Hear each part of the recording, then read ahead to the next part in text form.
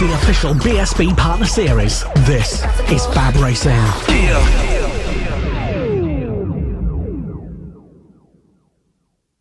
Let's go! The official BSB Partner Series. This is FAB-Racing.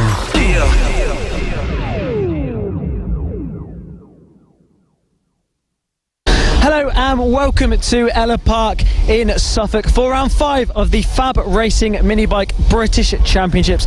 I'm Tristan Finocchiaro and joining me is Gareth Hall this weekend, and we're just on a bit of a walk around the paddock and here at Ellough Park. We've just got Lucas Brown with us at the moment, who's just round here.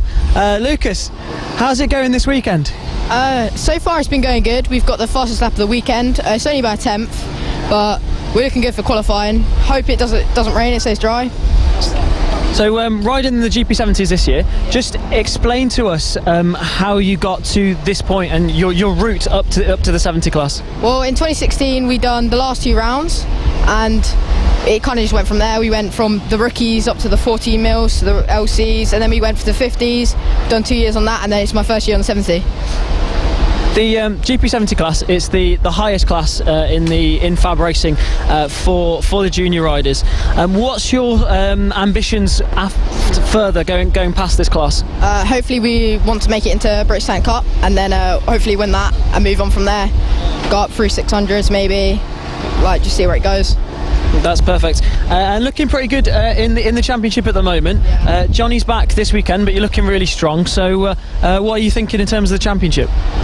Just take every race by race, hopefully get some wins, get some points, just beat Garnett. Awesome, sounds really mature. Well, we'll let you crack on. Thanks a lot for talking to us. Thanks.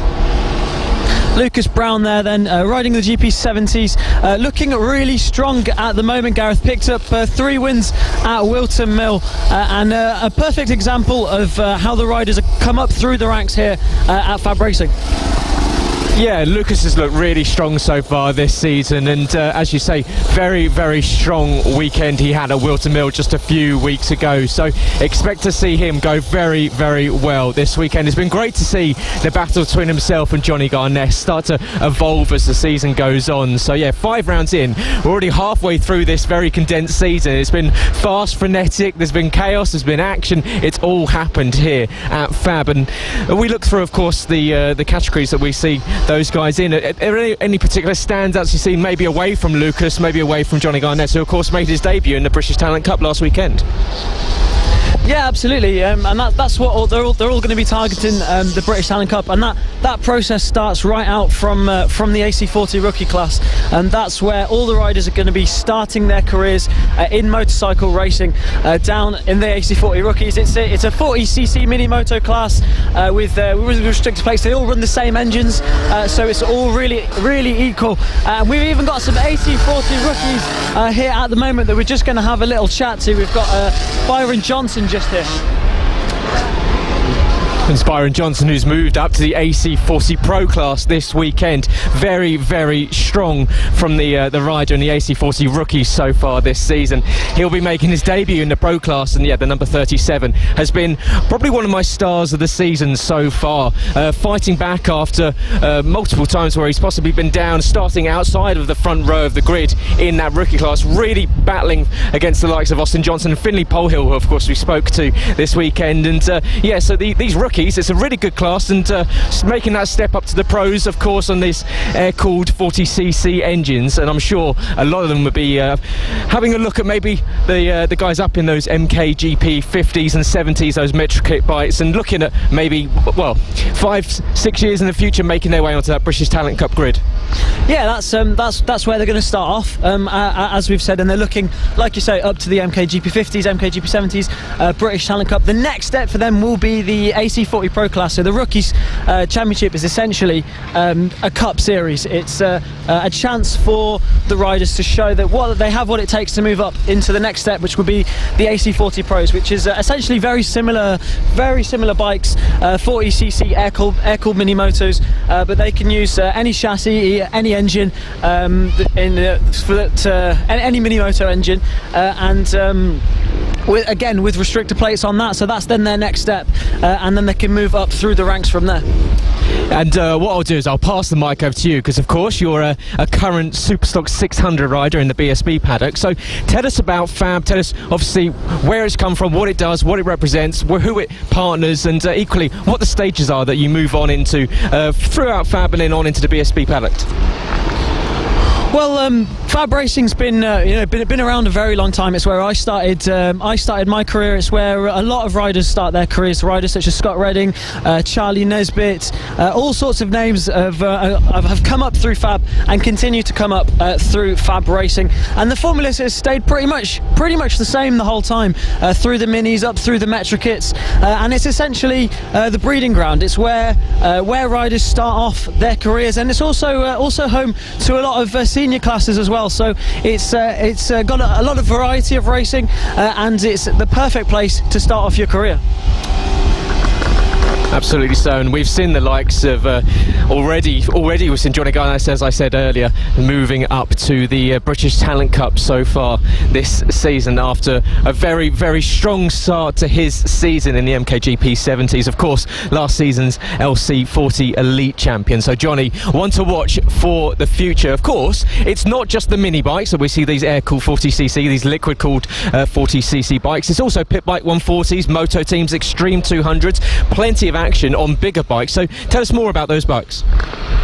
So going up into the bigger bikes, you've got see the senior classes, and what we see a lot in the senior classes is riders that tend to come down through the ranks. BSB riders that have who've gone up through the ranks and are now coming back to the paddock to do all sorts of classes like the pit bike 140s, extreme 200s. They do it for a bit of training, a bit of fun, and also a lot of senior riders that are coming just for a bit of fun. Yeah, absolutely so, and we've got one of the riders over here, the 87. We're just going to grab a quick word before you head out on circuit. So, yes, how's the weekend going so far for you? Well, so far everything all right. Definitely I'm not the first one, but I'm enjoying a lot. The tarmac here is amazing. Just hopefully either it start back it down with rain or stay dry, because otherwise it's going to be a mess. Yeah. So obviously it's looking very variable for the weather. So out on the wet, you think it's a greasy track we've seen so far this morning, so what are you hoping it dries up, or maybe if it does come down a little bit more than this sort of greasy track? Because at the moment I'm going out with slick, because it's literally drying out, so the rain will be completely destroyed, but hopefully it's going to stay like this, or if it has to rain, proper rain, and I will enjoy the rain like I will to Mill. So hopefully. Well, good luck. Yeah, hopefully the rain does come. We'll see you out on circuit very soon. And yeah, so of course you can see bigger bikes here at FAB, and the adults enjoying it as much as this official partner series to the BSB and the Road to MotoGP for the younger riders, that next generation of British talent as they make their way up through into the British Talent Cup. And yeah, but of course the adults getting a chance to come and enjoy it and relive some former glories here on the circuit. Yeah, absolutely, and it also means that they can come enjoy some cheap racing.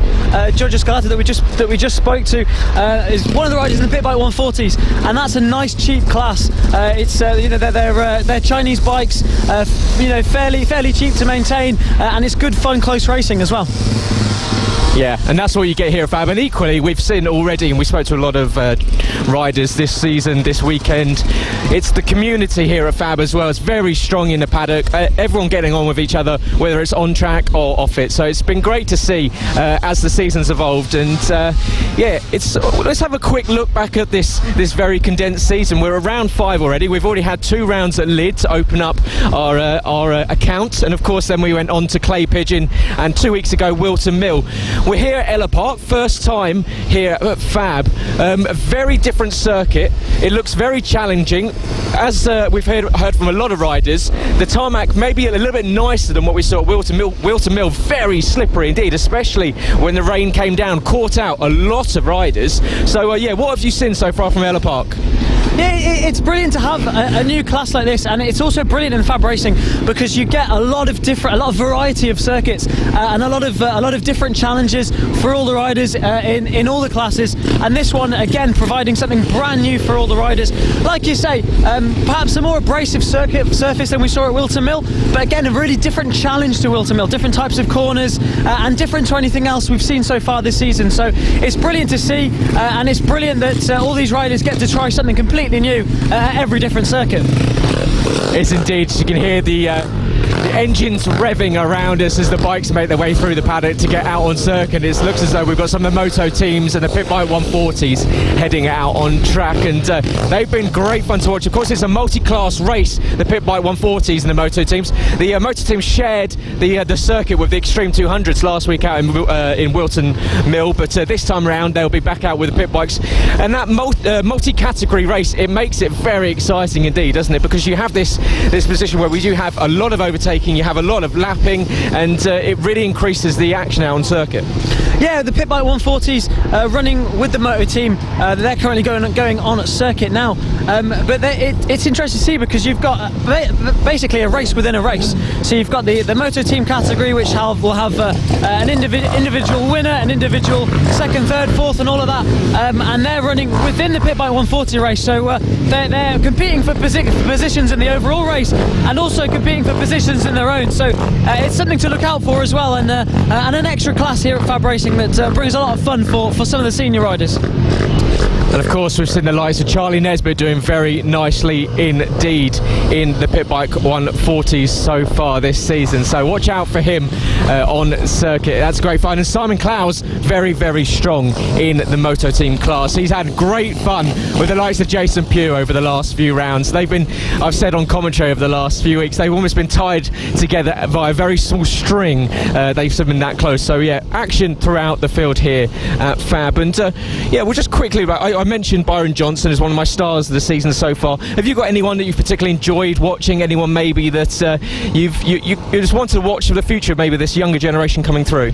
Well, it's brilliant to see Lucas Brown really putting an effort in to try and catch Garnett at the moment, because Garnett has been a standout for me. He's sort of dominated the LC40 Elite Championship last year. That's one of the mini moto classes, and now he's dominating the top class here at FAB Racing, the mini GP70 class. And it's brilliant to see such a talent who's able to just come up into a class like that and really show he's got what it takes. Like we said, also moving up to the British Talent Cup. So Johnny Garnett's an absolute standout for me, but equally Lucas Brown really trying hard to snatch that championship as well. And you don't like us talking about it too much, but you are a Superstock 600 rider, so we'll just quickly talk about how your season's going. Of course, you've made that step up to onto the bigger circuits with the BSB paddock. So how's your season going? Where did you start? Where did you come through? And where do you see yourself going afterwards? Well, like many others, I started in FAB Racing in the mini moto classes. That's where my first race was Clantow in Wales, which we'll be going to later on in the season. And I've moved up through the FAB Racing Championships. Went up through up to Super Teens, and then into the World Supersport 300 Championship. We had a bit of fun there. Came back to Britain, got third in the Junior Supersport class last year, and now I'm having to go on a 600. So that's a good example of how you can come up through the ranks at FAB and continue to enjoy your racing. I've been racing for about 8 years now, and really enjoying it. And it all started here at FAB Racing.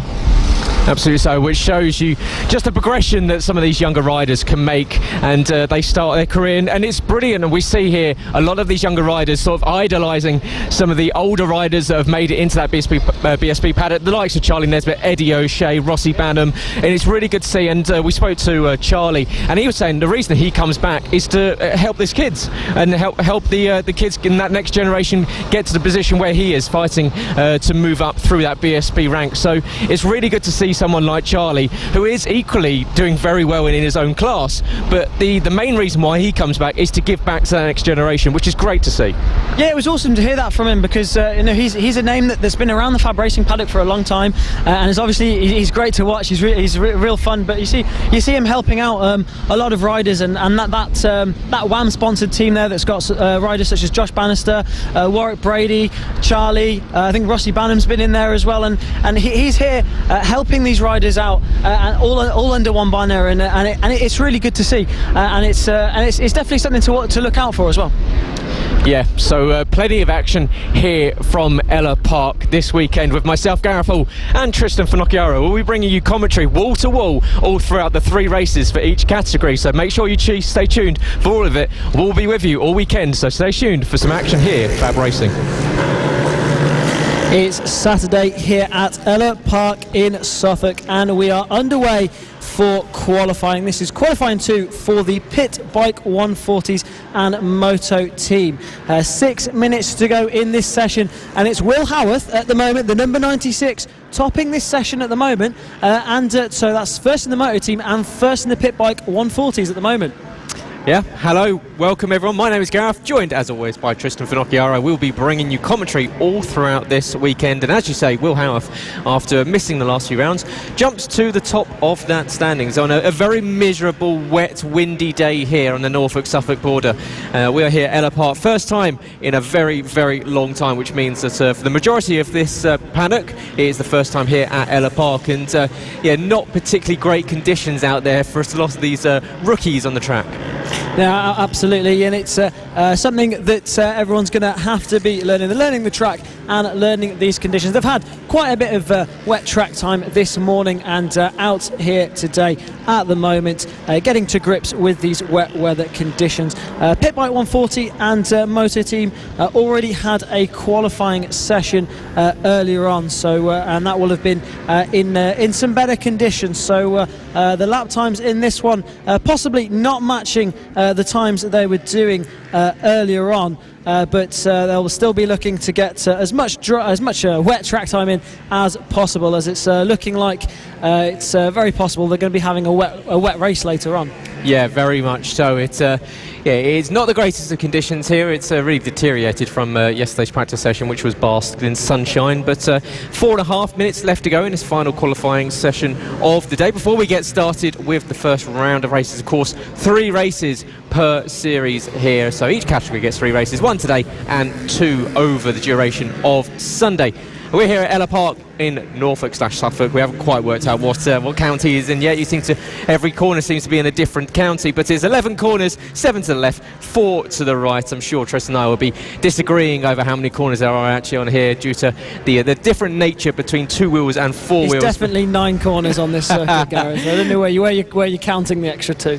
But I'm sure that argument will go into the early hours of this morning. But yeah, it's 1,050 metres long. It's a very fun circuit. You can see lots of straights, lots of tight technical corners, so it's got everything, and it's allowing the action to really unfold right in front of us and right from our commentary booth, and we can see across the circuit, and we can see on screen right there everyone just trying to filter their way into position, trying to find a little bit of time, pace out on this circuit, and of course we're expecting these conditions to somewhat stay the same throughout the rest of the afternoon. So this is more a practice session than a qualifying session. Yeah, absolutely. So they're going to be looking to get a feel for what this track is like in these wet weather conditions. One rider we've seen who's really good in the wet is the number 76 of Jamie King with the yellow flashes on his leathers. He was really strong back at Lydd in the wet, and this is a pretty local track for Jamie King as well. So although he says he's only ridden around here twice, it's not far for him at all. But of course, none of these riders will have had a great deal of track time at this circuit, so learning their way around this circuit this weekend. And Will Howarth, who's currently topping this session on a 58.2, he's topping the Moto team and topping the session overall. He wasn't here yesterday for the practice session, so he's learning this circuit, and all the meanwhile still the fastest out there as well, setting consistent 58s at the front, so considerably quicker than anyone else at the moment and consistent at it. So if we're getting a wet race later on, Will Howarth is definitely going to be one to look out for. Yeah, very much so, and it's probably the last thing that Simon Clowes, who is of course leading the championship in Moto team, wants to see, and that's Chris Wells down, you see, just trying to get the bike restarted, the 576. That's just on the exit of turn 5 towards turn 6, and it should be all good for him to get that bike restarted back out on circuit. We've got just over 1 minute 45 left to go in this final qualifying session of the day before we start off our day's racing here at Ellough Park. And the PB140 currently the top PB140 is Reece Peacock. That's a new name that we haven't seen so far.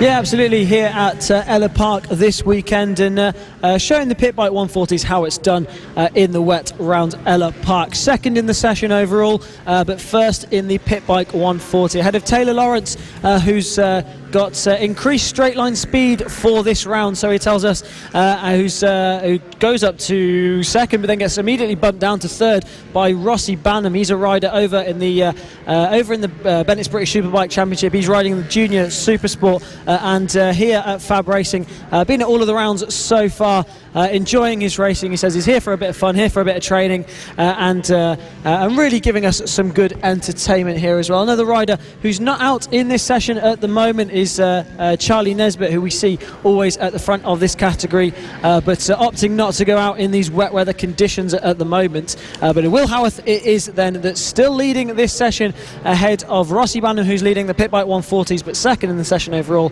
Taylor Lawrence currently third, ahead of Reece Peacock and Darren Anderson at the moment. Yep, brilliant session so far for Will Howarth. But welcome everyone to Fab Racing. It's the Mini Bike British Championship round 5 here from Ellough Park. Of course, you're listening live on Fab Racing's YouTube or Facebook page. Of course, you can listen live on motorsport.radio, and you have audio and visual there. And of course, you can listen on all of the social media channels attached to both Fab and Motorsport Radio. Plenty of places to get your motorsport fix this weekend in lieu of the MotoGP. So yeah, it's all going to happen, and it's going to happen here at Ellough Park. And we cannot wait for this one, because new track for us, new track for the riders, which means that everyone will be finding their feet, and possibly a little bit overly tentative into the opening laps in the first races, which will make the end, when everyone's a little bit more confident, just that little bit more exciting. Yeah, absolutely. And Reece Peacock now getting to the top of the timing screens and leading this session now by 1,000th of a second over Will Howarth. Will Howarth takes the checkered flag, so that's him leading the moto team in this session, and second overall. Taylor Rossi Banham now on the final lap, getting the fastest lap of the session with a 57.444, topping the session ahead of the number 10 of Taylor Lawrence, Darren Anderson, Reece Peacock. Will Howarth now dropped down to 5th overall, but first in the moto team ahead of Simon Clowes, who's second in the moto team. Jason Pugh, Alistair Kennard and Ian Jackson also in that category as well. This class, and just like the Extreme 200s, Gareth, a class where we see a lot of names like Rossi Banham that come over from the British Superbike paddock to come and get some track time in here on these pit bikes and in the Extreme 200 class. Yeah, and a lot of them, as you heard from in the paddock walkthrough that Tristan and I did, it's all about, for them, it's coming back, getting that practice, but equally giving back to the kids and helping you. We hear the likes of Charlie Nesbitt. The reason why he comes back here is that he's here to help out. He works in the marshalling, he works in the paddock, he helps working on the bikes. He's really ingrained in this Fab culture, in the Fab community, and it's fantastic to see these older riders that have made that next step to come back and help this next generation on the route to MotoGP. Yeah, absolutely. The bike racing community has always been a really close community where everyone knows each other, everyone's helping out, and it's always been a very, very, very friendly community, especially here at Fab Racing. Always been a very friendly paddock, and Charlie Nesbitt just proving it there, coming back and helping the younger riders and having plenty of fun as well, and providing us with some really fun racing. You got to think back to the race back at Lydd with Brad Ray, when they were battling it out, pulling wheelies, jumping over curbs and all sorts, and it was great to see, and it provides some great racing, and he's also giving back to the sport, which is absolutely brilliant to see. And one rider that will be under the WAM banner that Charlie Nesbitt is helping out with is the number 99 of Warwick Brady, who's going to be out in this next session in the MK GP50s.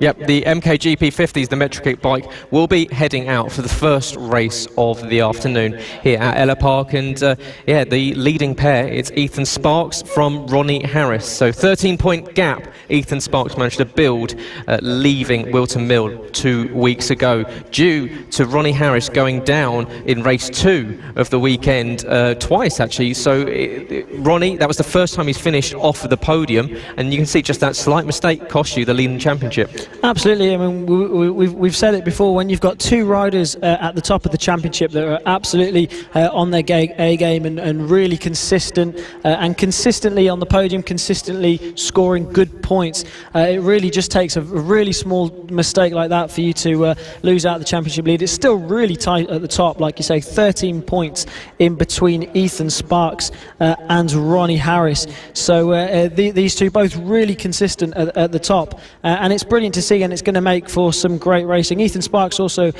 pole position in this race yet to come, so it's going to be interesting to see what he can do from pole position. Ronnie Harris will be starting a bit further back in 5th place, but like we said, back at Wilton Mill, wet weather conditions always throw up some surprises, and anything can happen in this MKGP 50 race 1. Yeah, rain is always a lever, and we will, I'm sure, see it as if we look through the grid, and we'll run through it in detail very shortly. But Blake Wilson, brilliant lap time from him into 2nd place, front row of the grid, first time this season. So really good lap of 53.675 in the dry, and Blake, I'm sure, will be delighted with that. Currently sitting in 9th in the championship. So a really good chance for a podium today. Yeah, he showed some really good pace in both qualifying sessions actually, and so the number 108 of Blake Wilson, really impressive. So it'll be really interesting to see what he can do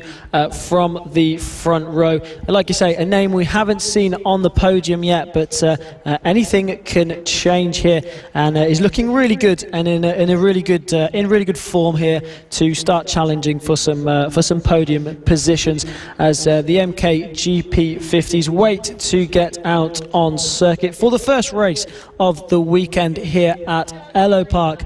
Again, like we say, on the Suffolk-Norfolk border here.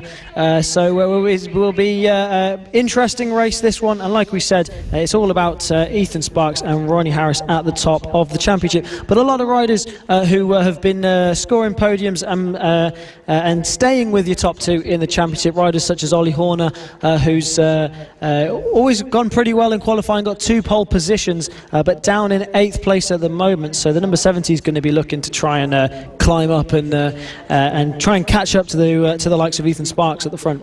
Absolutely, so cannot wait for this one as they make their way out on track. If you've just tuned in, welcome, good afternoon. Let's hope you enjoyed this weekend's racing here from Ellough Park, whether you're watching live on FAB-Racing's YouTube or Facebook page, of course listening live on motorsport.radio, the world's only 24/7 motorsport dedicated radio channel. There we go.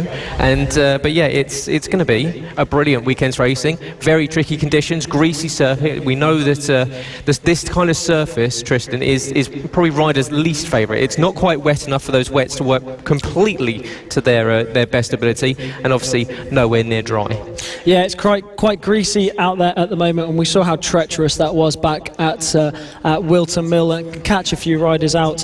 And I believe Casey Sperry's gone down, just going out to the grid there, so he's getting back on the bike and getting on to the grid. So already catching out riders before we've got a race even started here. So really difficult conditions. So they're all going to have to keep calm, keep collected, and make sure they stay on in this first race of the weekend. Of course, 3 races for the MKGP 50s this weekend, so plenty of chance for them to rack up points, and anything can happen as they line up to start their warm-up lap very shortly. Yeah, one warm-up lap and then to the grid is the supposed action. So we will. We go to a warm-up lap here as they do leave the grid. So you can see they're 146 of Clayton Edmonds. You've got the 62 of Ethan Sparks. So plenty of riders on circuit that can definitely get themselves up towards the top end of this zone. So cannot wait for this one. The MKGP 50s are always a lot of fun to watch, and but it is Ethan Sparks, your pole sitter, at 53.2 actually. Sorry, he actually managed to pull off in the first qualifying session. Blake Wilson in 2nd place with Clayton Edmonds in 3rd. Harrison McKay in 4th with Ronnie Harris in 5th. Charlie Huntingford 6th with Harry Payne 7th. Ollie Horner 8th with Jacob Stevenson in 9th. With Cameron Saul 10th. Philip Soroviak in 11th with Warwick Brady back in 12th, Casey Sperry 13th, with Sam Munson in 14th, with Ollie Sims 15th, Felix Dorling in 16th, and Isaiah Devine in 17th position on row 9. Now looking at this grid, Tristan, as they come around to filter into position, Ethan Sparks, you've got to think that he's going to be pretty happy with that pole place and in the clear run down to turn 1. Yeah, absolutely. He's got the perfect position on the grid, hasn't he? So he's going to be ready to go here for race 1 for the MotoGP 50s. The first race of the weekend here at Ellough Park, and we expect to see some exciting action. One rider to keep your eye out for is the number 99 of Warwick Brady, starting further back on the grid. Always really strong in the wet, so very possible to see him climbing up through the order like he has done in the past. But it's all about the number 62 championship leader and on pole position at the moment as they get ready to start this MotoGP 50. Like I say, first race for these guys and first race of the weekend as they look to the lights for the first time here at Ellough Park. And it's Ethan Sparks on pole position. Will he be able to make the most of that pole position? Good start from Ethan Sparks, but it's Alfie Davidson slotting into second place there. Clayton Edmonds as well, keeping his position there in third spot. So a good start from your top 3, and everyone through cleanly now as they head down into turn 2 for the first time. Ollie Horner a bit further back there. Warwick Brady as well, you can see, trying to climb through, and it's Ethan Sparks who's holding on to this lead at the moment. Blake Wilson all over the back, but that's Isaiah Devine now down. That's blue bike down, unfortunately, at the beginning of this race, trying to get the bike restarted and get back out. So not what the number 90 will have wanted there. He gets back on the bike and gets restarted in this race. But looking back to the front, it is the number 62 of Ethan Sparks with Blake Wilson just behind him there. The number 146 of Clayton Edmonds still in third place. So the top 3 maintaining their positions on this first lap. But it's Ronnie Harris who's on a charge now and right on their back wheel as well as they head and onto the home straight for the first time, down into turn 1 for the second time, and that's Filip Sorowiak down at the final corner. So disaster for the number 75 rider. We spoke to him back at Wilton Mill, looking really good this year. Back to the front is number 62 of Ethan Sparks. Brilliant start from your pole man, Gareth. Yep, that is your championship leader leading the way. So brilliant start there from Ethan Sparks. Ronnie Harris moving up a position into 4th place. Casey Sperry did the fastest lap last time round, a 1:05.7. So Casey, even after that slight mistake on the outlap, leaving the pit lane, managing to get on the pace early on. But Ethan Sparks, I'm sure, will be fighting off Blake Wilson, who's had a really good start, only half a second behind the current championship leader as they enter that dogleg chicane and now into the slingshot chicane down towards the bottom of the circuit at turn 9. You can see there's already a breakaway 7 all the way down to Jacob Stevenson, and then a bit of a gap back to Warwick Brady. So it's a good getaway for this leading septuple. So yeah, it is Ethan Sparks from Blake Wilson, from Ronnie Harris, who goes and does a 1:03.0. So Ronnie now moving up past Clayton Edmonds into third position. So Ronnie on the move. This is exactly what he needs to do. He needs to get within striking range of Ethan Sparks. Yeah, absolutely flying. Ronnie Harris started from 5th on the grid and making his way up into third place now. So he's going to be targeting the number 62 of Ethan Sparks, who's leading this race. The blue bike you can see in the top of the picture there, that's Filip Sorowiak, who went down on the first lap. So they're just coming round to lap him after he's rejoined after that crash. So hopefully he will be able to stay out of trouble there as Ronnie Harris goes up the inside of Wilson down into the right-hander and makes a move stick. So that's Ronnie Harris now into second place, the number 66, absolutely on a charge in this race and closing down your race leader now. So it's going to be a battle at the front between your top 2 in the championship, Ethan Sparks and Ronnie Harris. Like we said, both these guys really consistent in this championship, and they're running away with it at the front, and now they're in it together at the front of this race. Number 146 Clayton Edmonds dropping a leg into turn 1 as they come up to Filip Sorowiak. He's definitely not holding these guys up, is Filip, so such a shame that he crashed out, because it definitely seems like he's got the pace at the front. Yeah, we saw in qualifying that Filip was doing well, but Ronnie Harris and Ethan Sparks are closing in there on the lapped bike already. But Ronnie Harris in second position, holding firm, but still trying to put the pressure on Ethan Sparks. And Ethan doing a good job, as we've got a rider down there, very tricky conditions, and you can see even just touching that green concrete, it's a real no-no for these riders today. Yeah, absolutely, and that was the number 67 of Jacob Stevenson that unfortunately went down and out of the race. And yeah, these conditions really difficult, and unfortunately catching out a couple of the riders. But that's Ronnie Harris now into the lead of this race, and he's got through on Filip Sorowiak, who went down and got lapped, and Ethan Sparks has dropped down to third place now. So Blake Wilson has managed to make his way round the number 62 of Ethan Sparks, and he's up into second place. So perhaps something happening there with Filip Sorowiak, and it's just let Ronnie Harris break away at the front. A 101.8 on that last lap, superior pace to anyone else, almost 2 seconds quicker than anyone else, and now has a 2-second lead at the front. Yeah, Ronnie Harris has been absolutely flying since the start of this one. Started back in 5th position, has made his way through the field, and now finds himself in the lead, and with a comfortable margin over Blake Wilson and Ethan Sparks. As you can see, Clayton Edmonds battling there with Casey Sperry, and Casey Sperry now closing in on Ethan Sparks. So Ethan is almost going to go from leading the race just 3 laps ago to almost falling off the podium if the number 20 can have a say about it. And Casey looking very racy in these early stages. Even after that, you think that fall leaving the pit lane may have shaken his confidence, but clearly not. Absolutely not. He's got straight back on the bike and is absolutely flying all over the back wheel of Ethan Sparks, and looking to try and make a move and make his way through on Ethan at the moment. All the riders down into the 101s on that last lap, so we're all showing really good pace, but Ronnie Harris still able to stretch that lead out at the front with a 2.6 second lead at the front now. Looks like Blake Wilson is just pulling away from these guys, as well as Casey Sperry makes a move on Ethan Sparks. So that's Casey Sperry now into third place rather, as we just saw the number 11 went down there.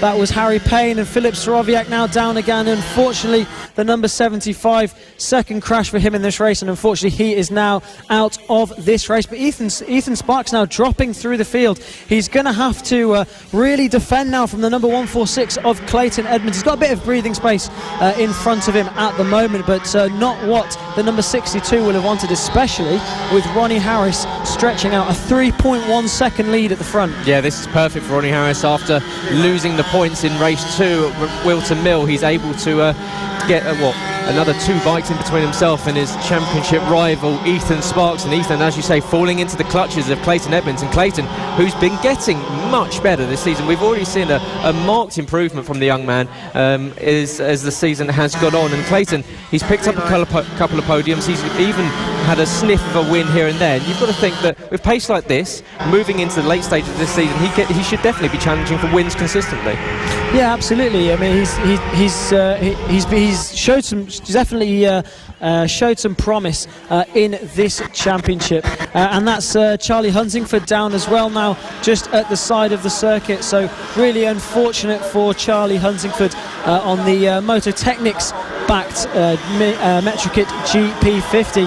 But on that last lap, it was Casey Sperry who set the fastest lap of the race with a 1 minute 0.6. So that's Casey Sperry who's going to be wanting to close down the number 108 of Blake Wilson. Is going to be looking to challenge for that second position. Bit of a tall order to catch your race leader, number 66, Ronnie Harris. He's cleared off at the front with a mammoth 3.5 second lead at the front of this race. So Ronnie Harris doing a brilliant job to control it at the front. As we look a little bit further back, we're back with Casey Sperry, then the number 20 all over the back wheel of Blake Wilson now. So Casey Sperry is going to be looking to make a move on Wilson and try and find his way up into second place. But there he is then, the number 66, Ronnie Harris, your race leader, will be looking to take that championship lead away from Ethan Sparks, and is looking really good to do it with 4 laps to go in this race now.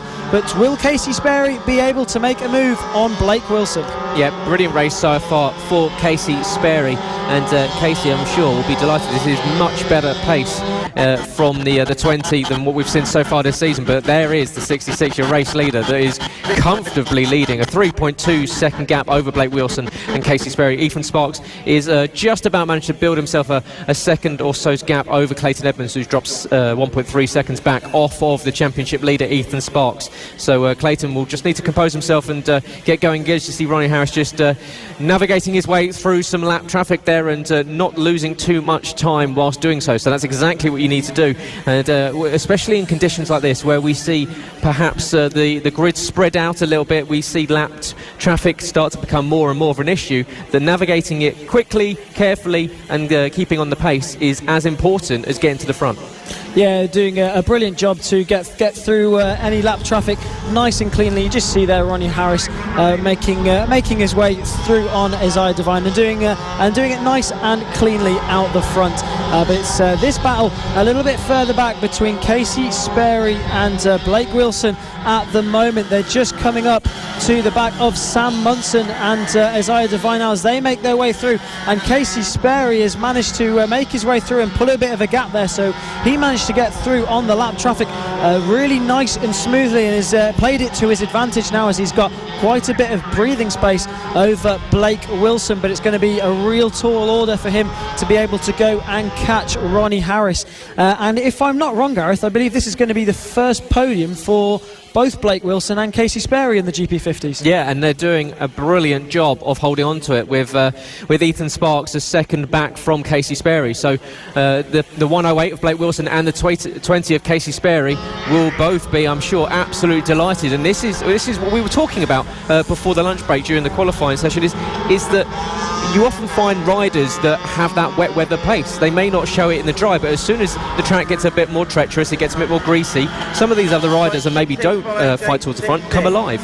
Yeah, absolutely. You know, some riders seem to have the really good bike control in the wet and a really good feel for the conditions, and riders such as Casey Sperry, Blake Wilson has also been really quick in the dry as he was on the front row of the grid. But it's really impressive to see how some of these riders have a real good bike feel and really good feel for these wet weather conditions. Ronnie Harris, though, a good feel for all conditions at the moment in this MKGP 50 category. 5.4 seconds is the lead he has at the front with 2 laps to go as he comes on to finish the penultimate lap, and he'll be going to start the final lap of this race, race 1 for the MKGP 50s, and of course the first race in the FAB-Racing mini bike British Championships at Ellough Park for a long time.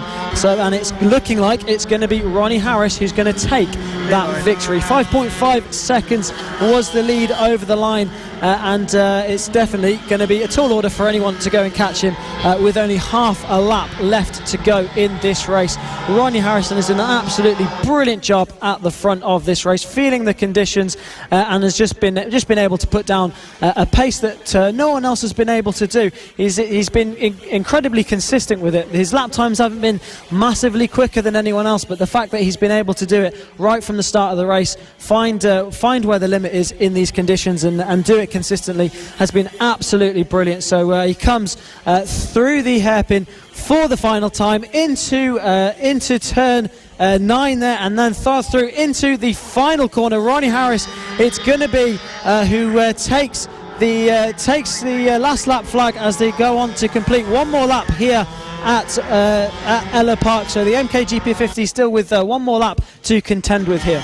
Yep, but I'm sure Ronnie Harris won't worry about that at all. He will just get on it and comfortably continue around for one more lap here at the Ellough Park circuit, and look at picking up his 3rd win on the season. He didn't manage to taste victory in Wilton Mill with 2 second places and a non-score 2 weeks ago. So yeah, Ronnie Harris back to the top if he can get around these final few corners on this one. He's coming into the very slow section on the lap, and just a little bit of traffic ahead, but he should be able to get into the hairpin with no trouble whatsoever. And the 66 has controlled this, moving up from 5th on the grid all the way up to the race lead, has now built up almost a 7 seconds advantage over anyone else. Exits the final corner. What a win there for Ronnie Harris. Across the line, takes the checkered flag, and he is your first winner of the weekend here at Ellough Park for FAB-Racing. Yeah, brilliant victory from Ronnie Harris,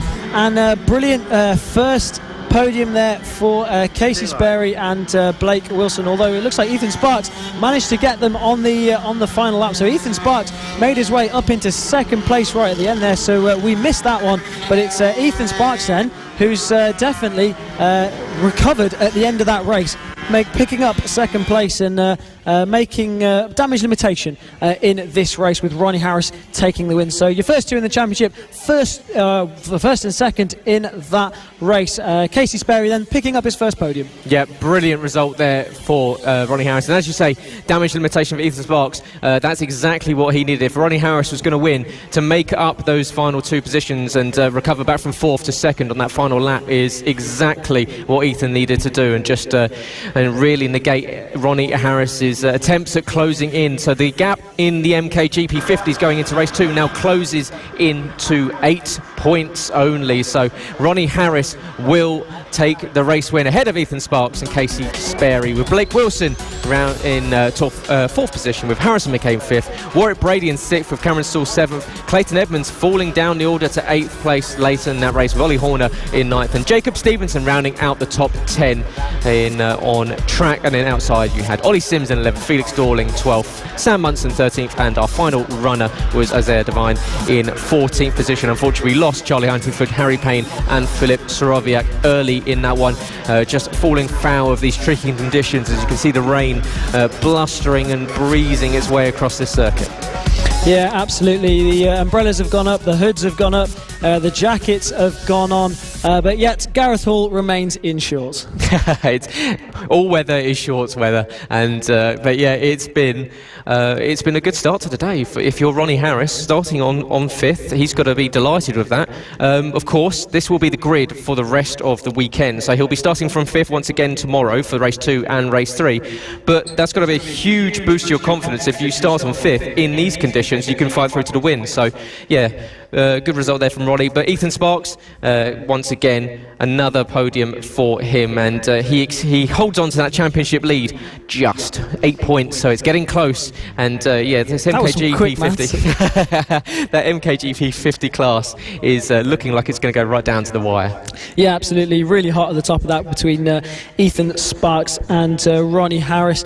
We also had Mason Foster in this class fighting with those guys at the top of the championship, but he's opted to focus on his MKGP 70 year instead of the GP50s, which is a shame for us, Gareth, because he was providing us with some good racing at the front. Those top three were really giving us some good racing, but it's also allowed other riders such as Clayton Edmonds, Charlie Horner, and many of these riders to start battling for podium positions as well. Casey Sperry, who just picked up his podium. But going out onto the circuit now is the senior mini motos. They're going to have their first ever race here at Ellough Park. Yep, and it'll be Holly Harris on pole for this one. She set a time of a 57.741 in qualifying, and yeah, a comfortable 5 seconds faster than anyone else. So really strong qualifying for Holly, and yeah, ahead of Andy Weedon, Will Howarth, who makes his return and gets on the mini bike. So it'll be interesting to see what Will can do, because when we started the season down in Lydd, he absolutely blitzed the field. So he will be starting in 3rd place, with Bernie Hook, your reigning champion and championship leader, in 4th position, Dom Craden in 5th, and Paul Nichols back in 6th position. But yeah, Holly Harris, she will have that run down to turn 1, and Andy Weedon alongside. We saw Andy and Holly battling at Wilton Mill just a couple of weeks ago, and yeah, so Andy, no slouch at all. No, absolutely, yeah, battling out for podium positions at the front of the senior mini moto race. Equally is your championship leader, the number 0 of Bernie Hook, on the gold bike, perhaps celebrating his championship victory before he's actually got it. But he's got a mammoth lead in the championship at the front, so it's going to be a tall order for anyone to be able to catch him, especially with Matt Birkin, who's second in the championship, not here this weekend, and equally Josh Birkin, who's 3rd also not here. So chance for Bernie Hook to rack up the points on them and extend his championship lead even further. But like we said, Will Howarth is back this weekend. He's dropped down to 7th in the championship with missing the last 2 rounds. But like you said, back at Lyd, he was a real strong force. So it'll be really interesting to see what he can do this weekend at Ellough Park. But back at Lyd, he seemed to struggle a little bit in the wet weather conditions compared to his pace in the dry. But like I said, that was only because his pace in the dry was so strong and so much stronger than anyone else. So it's going to be interesting to see what he can do in this one. But it's Holly Harris lining up on pole position ahead of Andy Whedon and Will Howarth. Yep, as they get ready to look to the lights and get this one underway, and you can see lights out, and it's a good start there from Holly Harris. As you can see, a slight wobble from Andy Whedon as he manages to get on the power, but around the outside will come Bernie Hook. Does he get the grip on the exit? You can see running onto that white line, so there won't be as much grip there, but it's allowed Andy Whedon to hold position in second. But Holly, great start there off the line. She leads into turn 3 for the first time. Already this breakaway 3 have started ahead of anyone else. You can see just dropping the 4th place rider, and but yeah, great start from Holly, up ahead of Andy Whedon and Bernie Hook, and yeah, this battle's going to go on. You can think Bernie Hook, he took it a little bit easy in Wilton Mill 2 weeks ago, but this time around you're going to think he's going to be eyeing up that win. Yeah, absolutely. It's been a few races since Bernie Hook took a victory, so he's going to be looking to change that in this one and take another one and assert his dominance in the Senior Mini Moto Championship. But like we said, he doesn't actually have to go out and win all these races. He'll still be extending his championship lead because Matt and Josh Birkin, like we said, aren't here this weekend, but he's looking really menacing on the back of these guys now as they head down into turn 1 for the second time. Holly Harris it is that still leads ahead of Andy Whedon and Bernie Hook in 3rd place, your championship leader. But Holly Harris doing a brilliant job to defend at the front, although it looks as if Andy Whedon's getting really close behind, trying to find where he can make a move stick on the number 7 machine. And we've seen this with Bernie Hook before, that he often just sits and watches a battle evolve in front of him. He doesn't often throw it down the inside, make any rash moves. He'll happily sit there and wait for Andy and Holly to perhaps maybe have a lunge at each other and contact to maybe happen, and then he'll make his move. He's very calculated. He makes the right decisions, but equally, like you say, he's not going to make a decision that's going to compromise his championship. So at the moment he can sit behind this battle between Holly Harris and Andy Whedon, and he knows he's still going to be picking up a podium with Dom Craden in 4th position, 7 seconds down from this leading 3. So yeah, if you're Bernie Hook, it's just picking up the positions as and when they come to you. He doesn't need to fight for anything, but of course you say that to any racer, they want to win, so it's hard for us to say yeah he's quite happy with 3rd, but I'm sure in his head he's thinking, I want to win this. Yeah, absolutely. It's a strange situation for Bernie Hook because he doesn't actually have to win these races, doesn't have to take many risks, but at the same time, like I say, he's going to be wanting to do it, and with such a comfortable lead at the front, he's in a place where he probably can take a few risks and make a couple of mistakes. So it's a strange situation for Bernie Hook, but he's got to take it race by race, and I think he's definitely got a chance of winning this race right on the back of that leading group. But Holly Harris doing a brilliant job at this. If she does manage to fend off Andy Whedon and Bernie Hook, that would be her 2nd win in the Senior Mini Moto class, and 2nd win here at FAB-Racing. So doing a brilliant job out the front of this one. Still 6 laps to go in this race, so plenty of time for the action to unfold here, but it's your front 3 battling it out. Yep, Holly Harris from Andy Whedon and Bernie Hook with Dom Craden a little bit further behind. You see Andy Whedon go a little bit wide there, taking a different line, which is interesting to see a lot of these riders using different lines, and they often take the wet line in these conditions, but Andy Whedon just a slight different line there. You can see Bernie Hook just having a look to the inside, seeing if the door is open, but Andy getting a nice run here on Holly and starting to put the pressure on. We've got 6 laps left to go, so we're 50% of the way through this first race of the weekend. Holly Harris looking to pick up, as you say, her 2nd win on the season. She became the first ever female race winner here at FAB a couple of weekends ago, and equally she's picked up some podiums since then, so it's been a great introduction for Holly into the category since moving up from the LC40 Elites after Lids. So she will, I'm sure, be hoping at picking up this one. But Andy Whedon is not going to be messed with. He's not going to let her get away, and she's definitely not dropping these two behind. So it's going to continue going on for the next 5 laps. Yeah, absolutely, and we talk about Bernie Hook making the most of the fact that there's no Josh Birkin and Matt Birkin here at the moment, but he goes into second place now. So Bernie Hook, like we said, looking to try and taste victory once again, makes a move on Andy Whedon. Brilliant move there to take second place. Bit of breathing space now Holly Harris has, but Bernie Hook will be looking to close that down and try and take this victory away from the number 15 of Holly Harris. But this battle at the front really hotting up nicely, and it looks as if Bernie Hook has got a little bit more pace than both of these guys. He's looking eager to try and make his way through and see if he can have a go at breaking away at the front. He did take the fastest lap of the race on that last lap, but it wasn't a great deal faster than everyone else, but it definitely, to me, looks like he's just got a little bit more pace, and if he can get through, can try and find a way to make a gap at the front. But like we said, he doesn't have to take too many risks. He's got a comfortable lead in the championship out the front, but it's all about what he can do now about the number 15 of Holly Harris. Yeah, but watch out for Andy Whedon, the rider behind on the number 7 bike. He's yet to, well, he's picked up 2 third place finishes, not yet finished higher than third, so I'm sure he will have his eyes firmly set on Bernie Hook and Holly Harris ahead. He will want to be improving that step on the podium, and he is closing in. He's not being dropped by Bernie since being passed 2 laps ago, so it is still all to play for here in the Senior Mini Motos. We've got 4 laps left to go as Bernie Hook gets a good run of the dogleg hairpin, but not able to get past Holly. And you can say a quick look and a quick glance behind out of the corner for Holly, just trying to look where Bernie is in her peripheral vision, but you can see back on the pace, opens up the throttle and down the main straight in towards turn 1, and here comes Andy Whedon up the inside of Bernie Hook. Can he get the move done? Not quite, but the door was open. You can see a quick glance behind there for Bernie Hook. He probably thought, I'd already got the move done on you, but you can see closing the door once again. So Andy Whedon not giving up on this second place.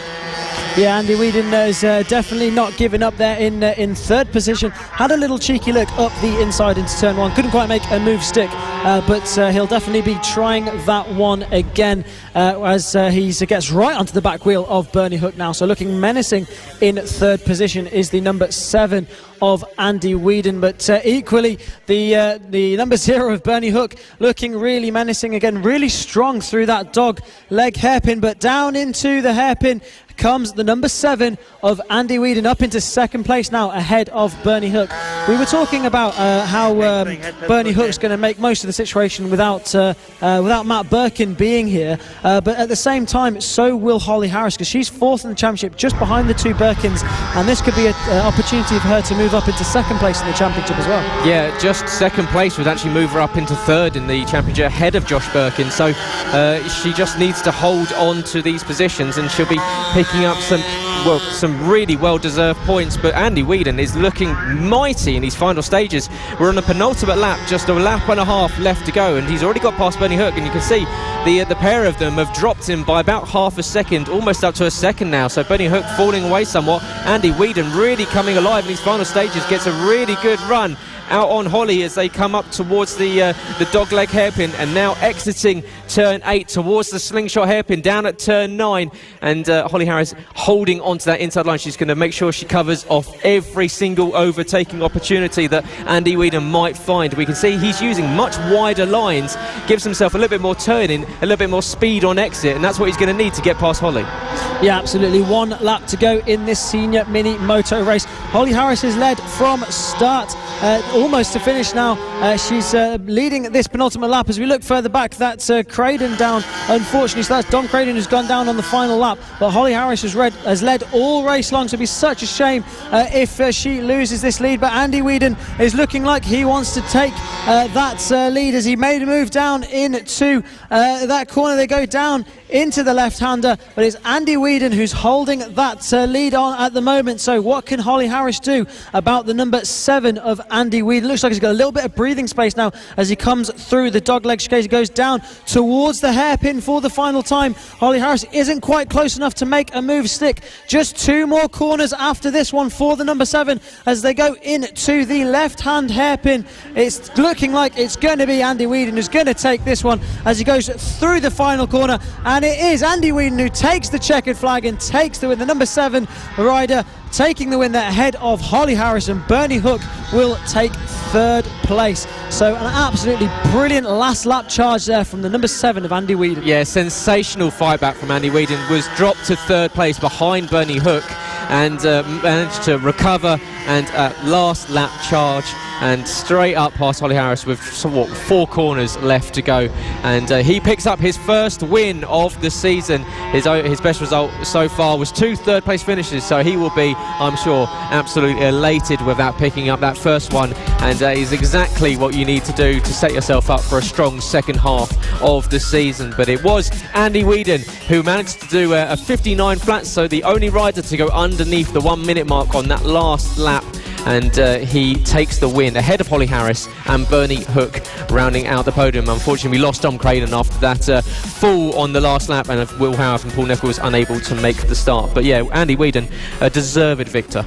Yeah, absolutely. He waited right until the very last opportunity, made a move stick right at the end, and took that win in superb fashion. You got to feel for Holly Harris leading that one every lap except the final one, the one that counted. But a brilliant second place nonetheless for Holly Harris, and like I say, moving up into 3rd place in the championship as well. So brilliant race from all of these guys, and with the 3rd place as well, the number 0 Bernie Hook extends that championship lead even further. Yep, he moves up to 249 points on the season, so 80 points ahead of everyone else roughly. So yeah, a good first start for Bernie Hook there. He extends that lead that had been dropped down to 64 at the exit at Wilton Mill with Matt Birkin's hat-trick of victories. But yep, the gap is extended for your current reigning champion here in the senior mini motos. Now out on circuit next will be the AC40 Pro class. Now this has been a brilliant class so far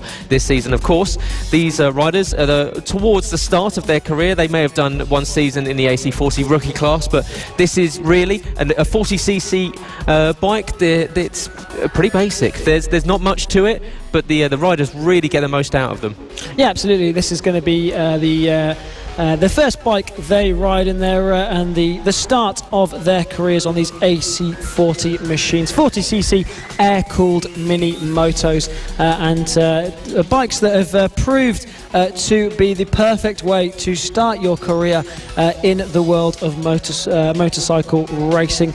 And all these riders will have come up through the AC40 rookies, prove they had what it takes to go into the AC40 pros, and now battling with each other with some more experience, and looking always providing us with great racing as well. It's Archie Gibbs who's going to be lining up on the pole position for this one. A rider who's had a little bit of bad luck this season, but has showed some really good pace, and it's showing with him taking pole position going into race 1 for the AC40 pros.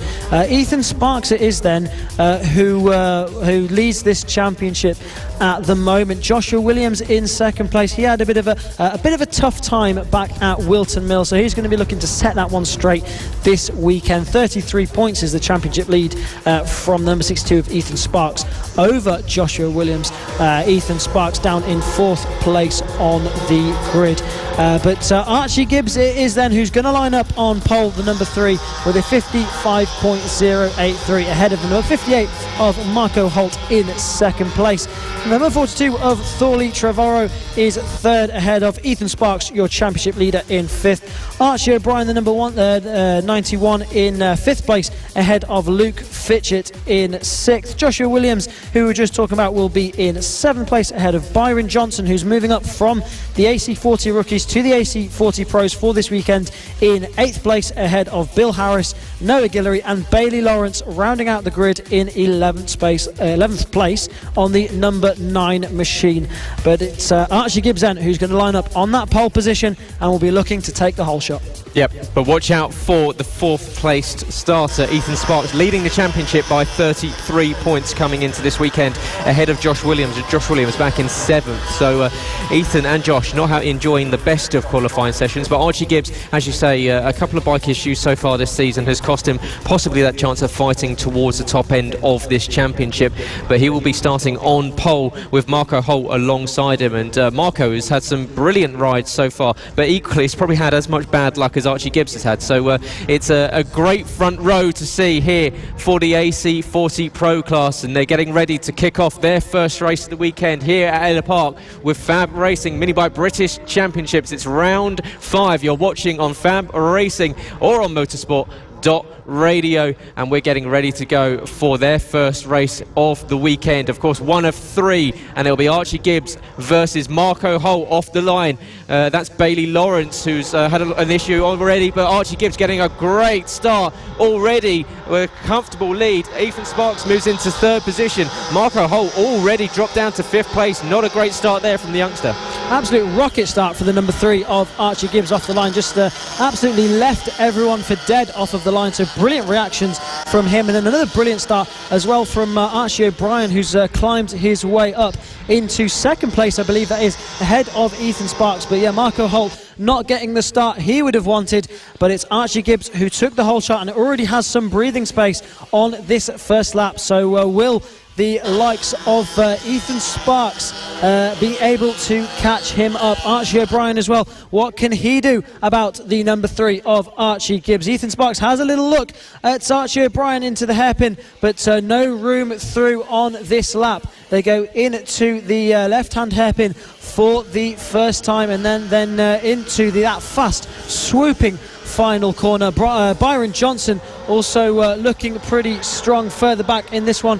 He's just moved up from the AC40 rookies, making his debut in the AC40 Pro class in this race. Joshua Williams as well, you can see on the back of this group, he's going to be looking to try and see what he can do about Ethan Sparks. Can he catch up the championship leader? Of course, Ethan Sparks and Joshua Williams battling it out for the championship. Archie Gibbs already with a 1.2 second lead the exit of the first lap, and behind it is because Archie O'Brien is trying to hold off Ethan Sparks, and Ethan Sparks looking very racy behind Archie O'Brien, and it's bringing Marco Holt and Josh Williams into play. Josh Williams having jumped past Thorley Trevorrow on that last lap, and Josh Williams now trying to get himself up into a contending position, of course, 2nd in this championship on 204 points. He'll be looking at picking up a podium, but Marco Holt, you can already see, starting to put the pressure on Archie O'Brien, and Archie O'Brien has lost that position to Ethan Sparks. So Ethan Sparks has moved up into 2nd place, comes across the line, is looking very racy indeed, but it's Archie Gibbs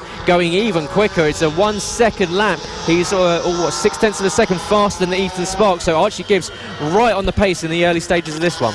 Absolutely, and this is not what Joshua Williams is going to want to see. Ethan Sparks made his way through on Archie O'Brien and has absolutely cleared off away from this bunch now. So Joshua Williams will have wanted to be able to try and get onto the back of Ethan Sparks, but Ethan showing superior pace to these guys behind him. Archie O'Brien not quite able to go with Ethan Sparks. So Marco Holt and Joshua Williams, they're going to be looking to see what they can do to get on the podium, as Marco Holt makes a move for the podium. So that's Marco Holt up into 3rd place ahead of Archie O'Brien. Now Archie O'Brien looking to the inside as they go into the hairpin, but not close enough as they go into the hairpin. And it looks as if Marco Holt's got a little bit of breathing space already now. So Marco Holt also now pulling away from the number 91 of Archie O'Brien. What can Joshua Williams do as well in 5th place? But like you say, Archie Gibbs at the front, absolutely flying, but so is the number 62 of Ethan Sparks, a 59.3 on that last lap, considerably quicker than Archie Gibbs on that last lap. So Ethan Sparks is doing all he can to try and reel in your race leader. We've got 2 packs on circuit here, and I just had a quick glance out the commentary booth window, and this battle going on from 6th down to 10th is brilliant. Bill Harris has just overtaken Thorley Trevorrow into 6th place, and Bill's moved up from 9th to 6th. A brilliant start for the 14. Byron Johnson's involved in this one, his first race in the AC40 Pro class, and equally Luke Fitchett and Noah Guillory holding on to a position. They're all battling over the top 6 place finish, and we've got this breakaway of Archie Gibbs that's starting to extend that lead. 1.4 seconds he's now got over Ethan Sparks, but Ethan Sparks doing a 59.3 last time around, so he's improving, and in fact he's just gone purple again as Archie Gibbs has now started to fall into the clutches of Ethan Sparks. Ethan Sparks on that last lap went 2 seconds faster than anyone else, and you can see on screen and you can see on track that Ethan Sparks is right on the tail of Archie Gibbs. Yeah, absolutely. Ethan Sparks has done a brilliant job, put a real effort in to get onto the back of Archie Gibbs, and now Ethan Sparks, your championship leader, looking to try and take the lead in this race as well. So Ethan Sparks really flying in this one, and you're going to think he's going to be making a move on Archie Gibbs very soon with 5 laps to go in this race. Marco Holt currently still in 3rd ahead of Archie O'Brien, and Josh Williams down in 5th. Like you say, that battle between Bill Harris, Trevorrow, Johnson and Fitchett also really hotting up really nicely as well. But also awesome to see Byron Johnson fighting with the likes of Luke Fitchett, Thorley Trevorrow, riders who we've seen battling for podiums, and so really impressive to see Byron Johnson in his first race here battling with those guys. But Ethan Sparks it is then who's now taken the lead of this race ahead of Archie Gibbs. So now what can Archie Gibbs do about Ethan Sparks? Will he be able to go with the number 62? Will he be able to follow the pace that Ethan Sparks has been able to set in this race? Often it's a lot easier to follow than it is to lead, Gareth. Yeah, very much so, and it's now up to Archie Gibbs to close in on Ethan and make that pass once again for this race lead. But Ethan Sparks has looked very strong indeed in the last 4 or 5 laps, really turned on the pace, and is trying to build a gap over Archie Gibbs as they go down into the turn 9 hairpin and just navigate themselves around the final 2 corners in this one. Ethan Sparks is going to come out the final corner with at least a second's gap over himself and Archie Gibbs. So Ethan really turning on the style late in this one. It's a 7/10 gap across the line. Archie Gibbs in 2nd place. Marco Holt is just about holding on to position in 3rd, with Archie O'Brien, Josh Williams behind, and then that battle for 6th place is still going on between Bill Harris, Thorley Trevorrow. Byron Johnson is leading from Luke Fitchett and Noah Guillory, all in close quarters.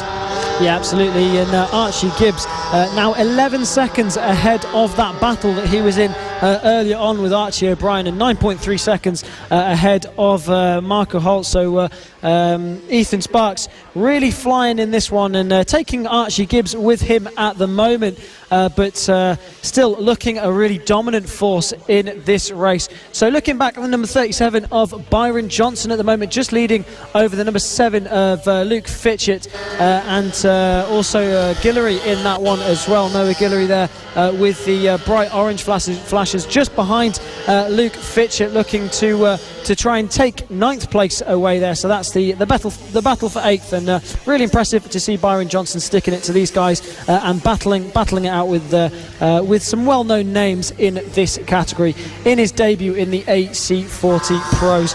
Dominated pretty much over at the AC40 Rookies, took a few wins, took some podiums, and now here to see what he can do in the AC40 Pro class.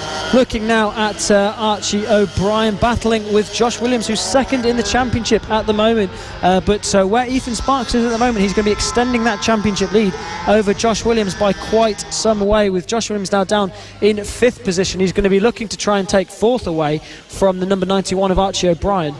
Yeah, and he's doing a brilliant job, Ethan Sparks, of extending that gap. He's put several bikes between himself and Josh Williams. Of course, Ethan Sparks starting 4th from the grid, and he's managed to build that gap over Archie Gibbs to 1.4 seconds. We're on the final lap of the race. Ethan Sparks has really controlled this one since getting to the front, closing in that what was 1.5 second gap between himself and Archie Gibbs, and you can see now he's extended out to 2.6 seconds. So Ethan Sparks really enjoying himself out there on the AC40 Pro bike, and doing a stellar job extending extending his championship lead that's already looking pretty healthy, and he's going to extend it to upwards of 50 points going into race 2 of the weekend tomorrow morning. So yeah, that is Ethan Sparks, the 62 out there, who's ridden an exceptional race to close in and take it, and he comes down to the hairpin for the final time.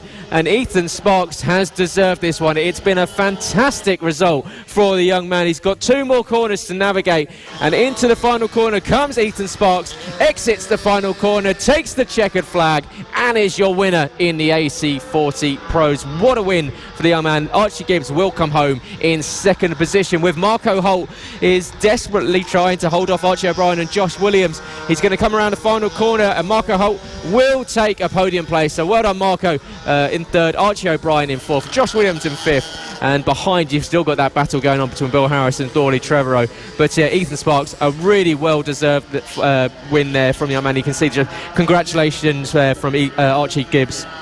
But yeah, brilliant race there from the 62. Yeah, absolutely. He's a championship leader for a reason, and showing everyone that he has what it takes to win in every condition. So Ethan Sparks taking an absolutely brilliant victory, and there it is confirmed then. Sparks it is who took the race 1 win ahead of Archie Gibbs and Marco Holt in 3rd place. Archie O'Brien taking a brilliant 4th ahead of 2nd place man in the championship Joshua Williams, Bill Harris in 6th ahead of Thorley Trevorrow, Luke Fitcher in 8th, Noah Guillory in 9th, and Byron Johnson rounding out your top 10. Yep, brilliant race there for the first one of the weekend for the AC40 Pros, and they will have a slight break before they're back out tomorrow morning for their 2nd race of the weekend. But next up, it is the step below the AC40 Rookies. Now this is a cup class, it's not a full-on championship, but it is the first step. Of course, these are riders from 6 years old and 6 years older and up, and they're making their first step into bike riding, and really the future generation from what we even see in the likes of the GP50s. They are the youngest stars here, and they've brought us, with Byron Johnson making the first jump up to the pro class. It's now left on Austin Johnson and Finley Polehill to set this one alight. Yeah, absolutely. This is a class for young riders to enjoy their first season of racing. It's a category for them to get some experience in racing without jumping into a class with experienced riders that may be a bit intimidating and daunting. So all these riders, all in the same boat, all very new to the sport, and gives them a chance to get some racing experience and before they move up into the AC40 Pros that we just saw. Perfect example of that was Byron Johnson, who was at the top of this championship, or this cup rather, and moved over to the AC40 Pros and just did very well in that one, in the one that we just saw. Austin Johnson, his brother, will be in this one. He had a chance to move into the AC40 Pros, but opted to stay in the Rookies for this weekend. So Austin Johnson, 3rd on the grid at the moment, and looking good in this championship as well. He's picked up some wins, picked up some podiums, and will be looking to do it in this one as well. Finley Polehill, though, it is who's looking really strong at the moment. He's on pole position for this one, the number 199. He on the fluorescent orange bike. He's been pretty strong all season right from Lid, and he's going to be looking to rack up the points in this one as well. So lots of exciting stuff ready to come in this one, and as we wait to get this first race for the AC40 Rookies started. Yep, as they all line up on the grid, and it will be Finley Polehill, who had a brilliant qualifying session ahead of Harrison Day, who's looked strong here all weekend. It was looking very good in qualifying and in the practice session, but they get ready to look to the lights and go to their formation lap, their warm-up lap, just one tour around the circuit, and it's the orange bike with the white helmet of Finley Polehill, the 199, that will be leading from Harrison Day in 2nd. Austin Johnson in 3rd, with Lewis Hull in 4th. Valentino Kimi-Kirk in his 2nd race outing in 5th, with Oliver Paul in 6th. Sam Gardner in 7th, with Travis Shaw in 8th, with Callum Maxwell 9th. Chloe Sewell rounding out the top 10, and Zach Penagar and Aidan Bolton in 11th and 12th place on row 6. Great qualifying for Harrison Day. Lewis Hull up in 4th position. That's a really good result for the young man. Yeah, absolutely. Really good 4th spot for Lewis Hull, 1 minute 3.472 in qualifying, so a really good time from him, and really good to see him on the second row of the grid, and he's going to be looking to try and push and try and pick up a podium this weekend as they come round to rejoin on the grid for the first race of the weekend for the AC40 rookies. This is the first time they'll race at Ellough Park, just like it is for everyone else, but we're used to seeing the AC40 rookies have their first race at a circuit, as of course this is their first season of racing for all of these guys. As you see there, the number 199 Finley Polhill lining up on that pole position with that fluorescent orange bike just ahead of Harris Day there, who's Josh Day's son, who's a rider over in the Ducati Tri-Options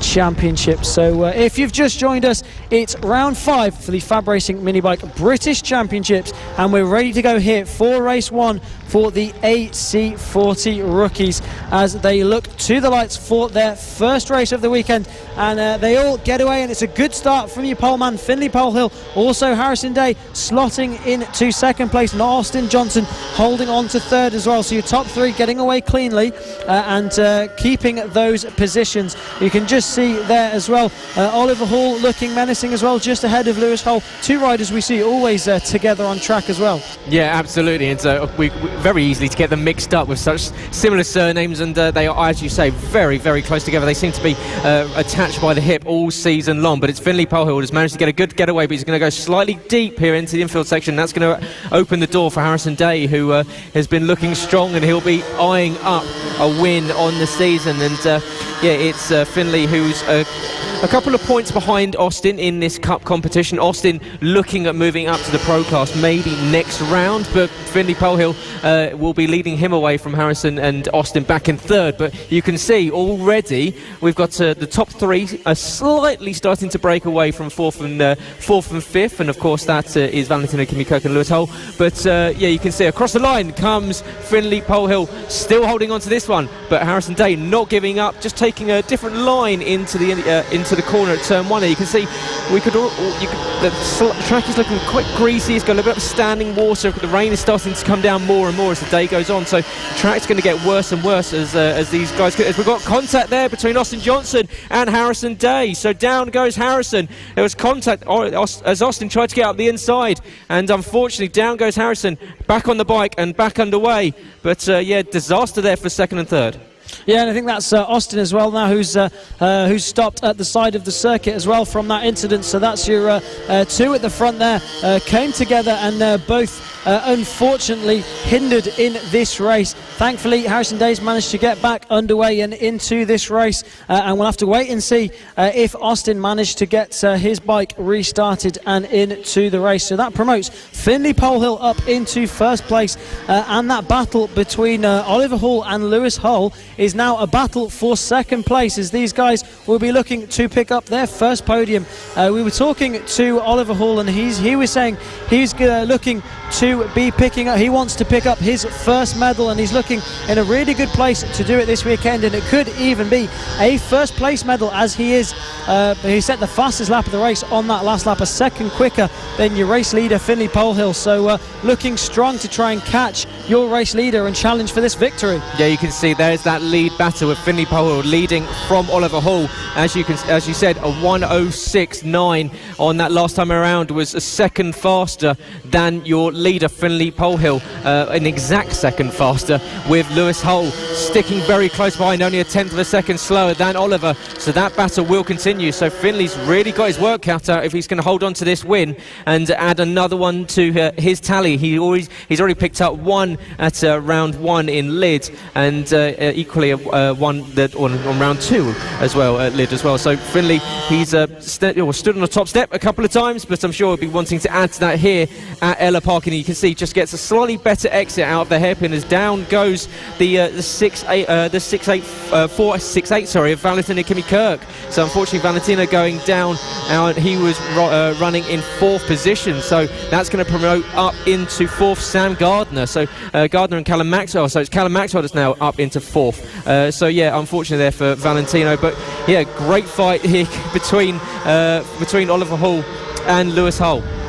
Yeah, absolutely. Always locked together on circuit, these two, and are now locked together in a podium battle, and possibly one that could turn into a battle for the win. But Finlay Polhill putting the hammer down on that last lap and stretching a lead of 1 second over these guys. But Oliver Hull will be delighted to pick up a podium if he can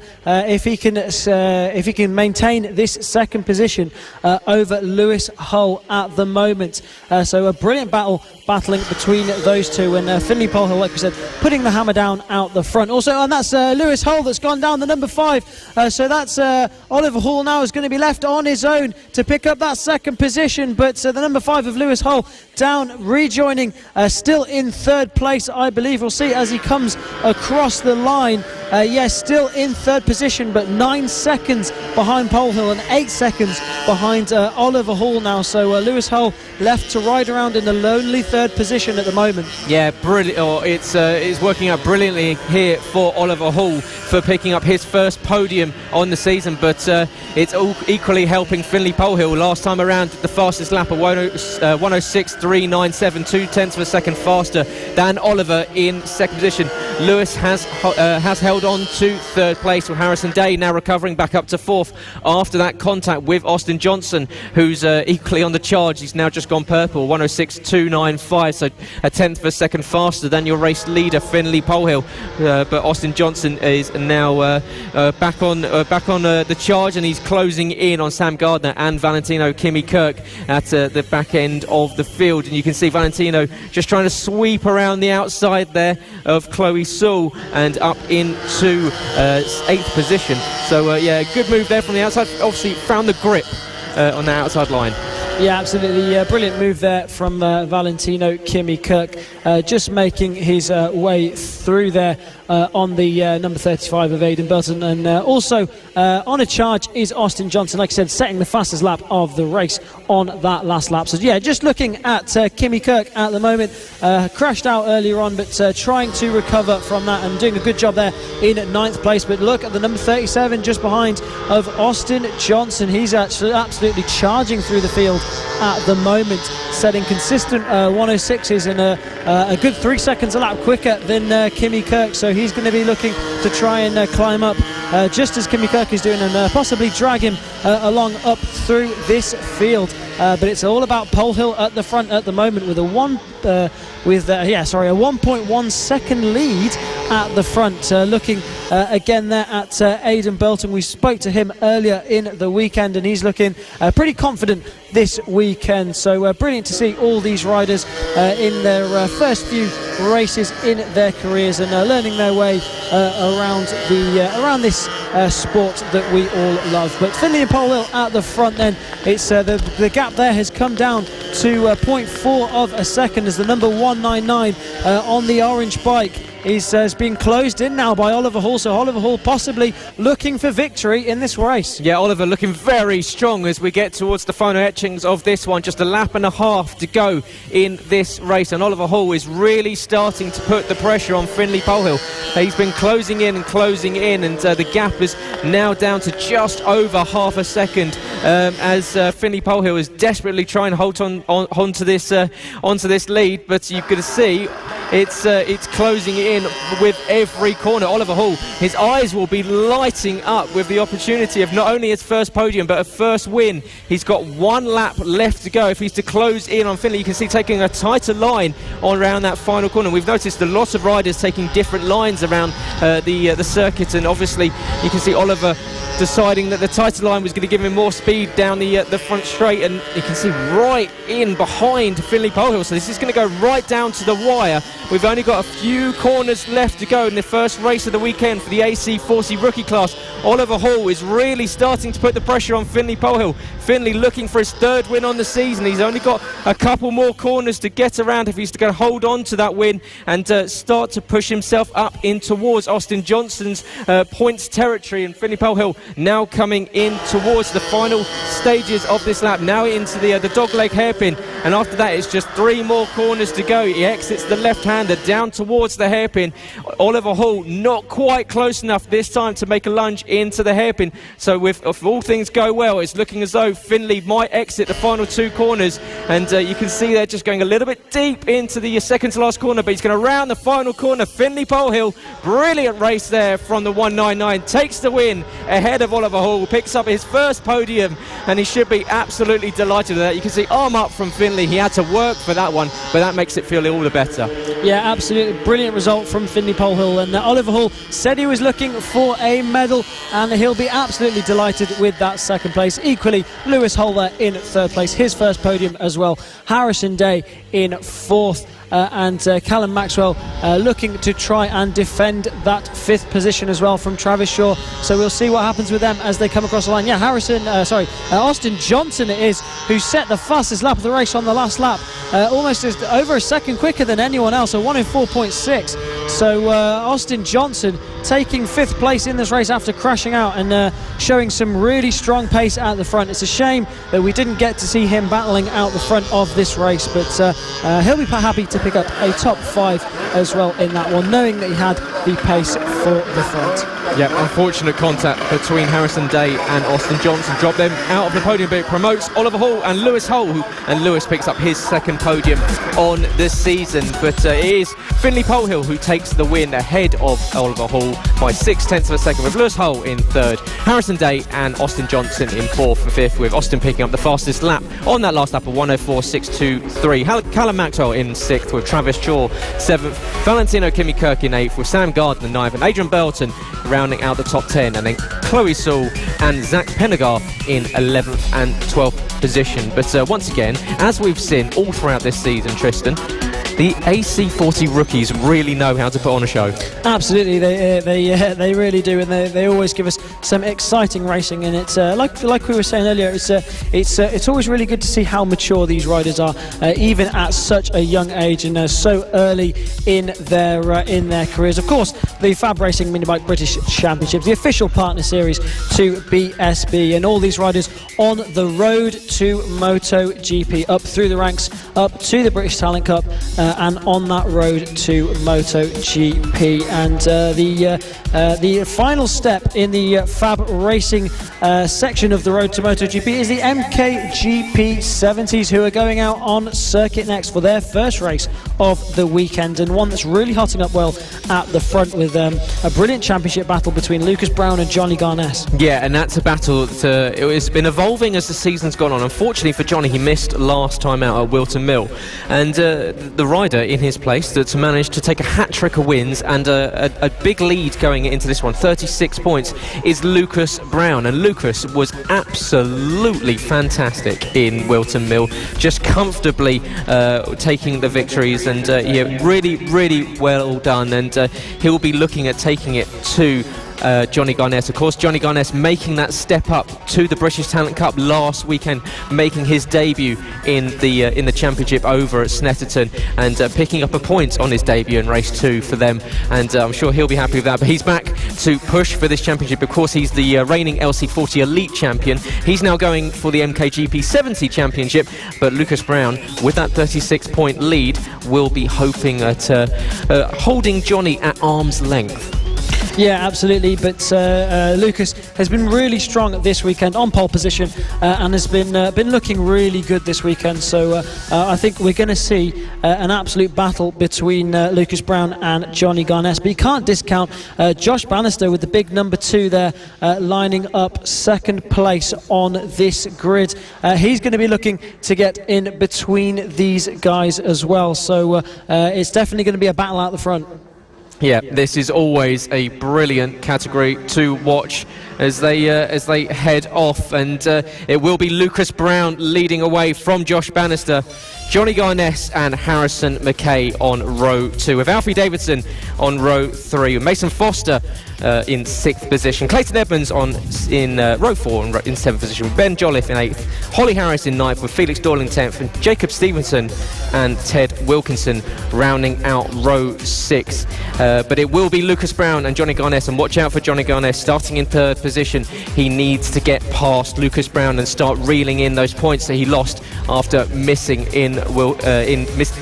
Wilton Mill. There we go. Another tongue twister, as you usually find up here in the commentary box. But if you're watching, welcome to the action here from Ellough Park. It is round 5 of the FAB-Racing mini-bike British Championship.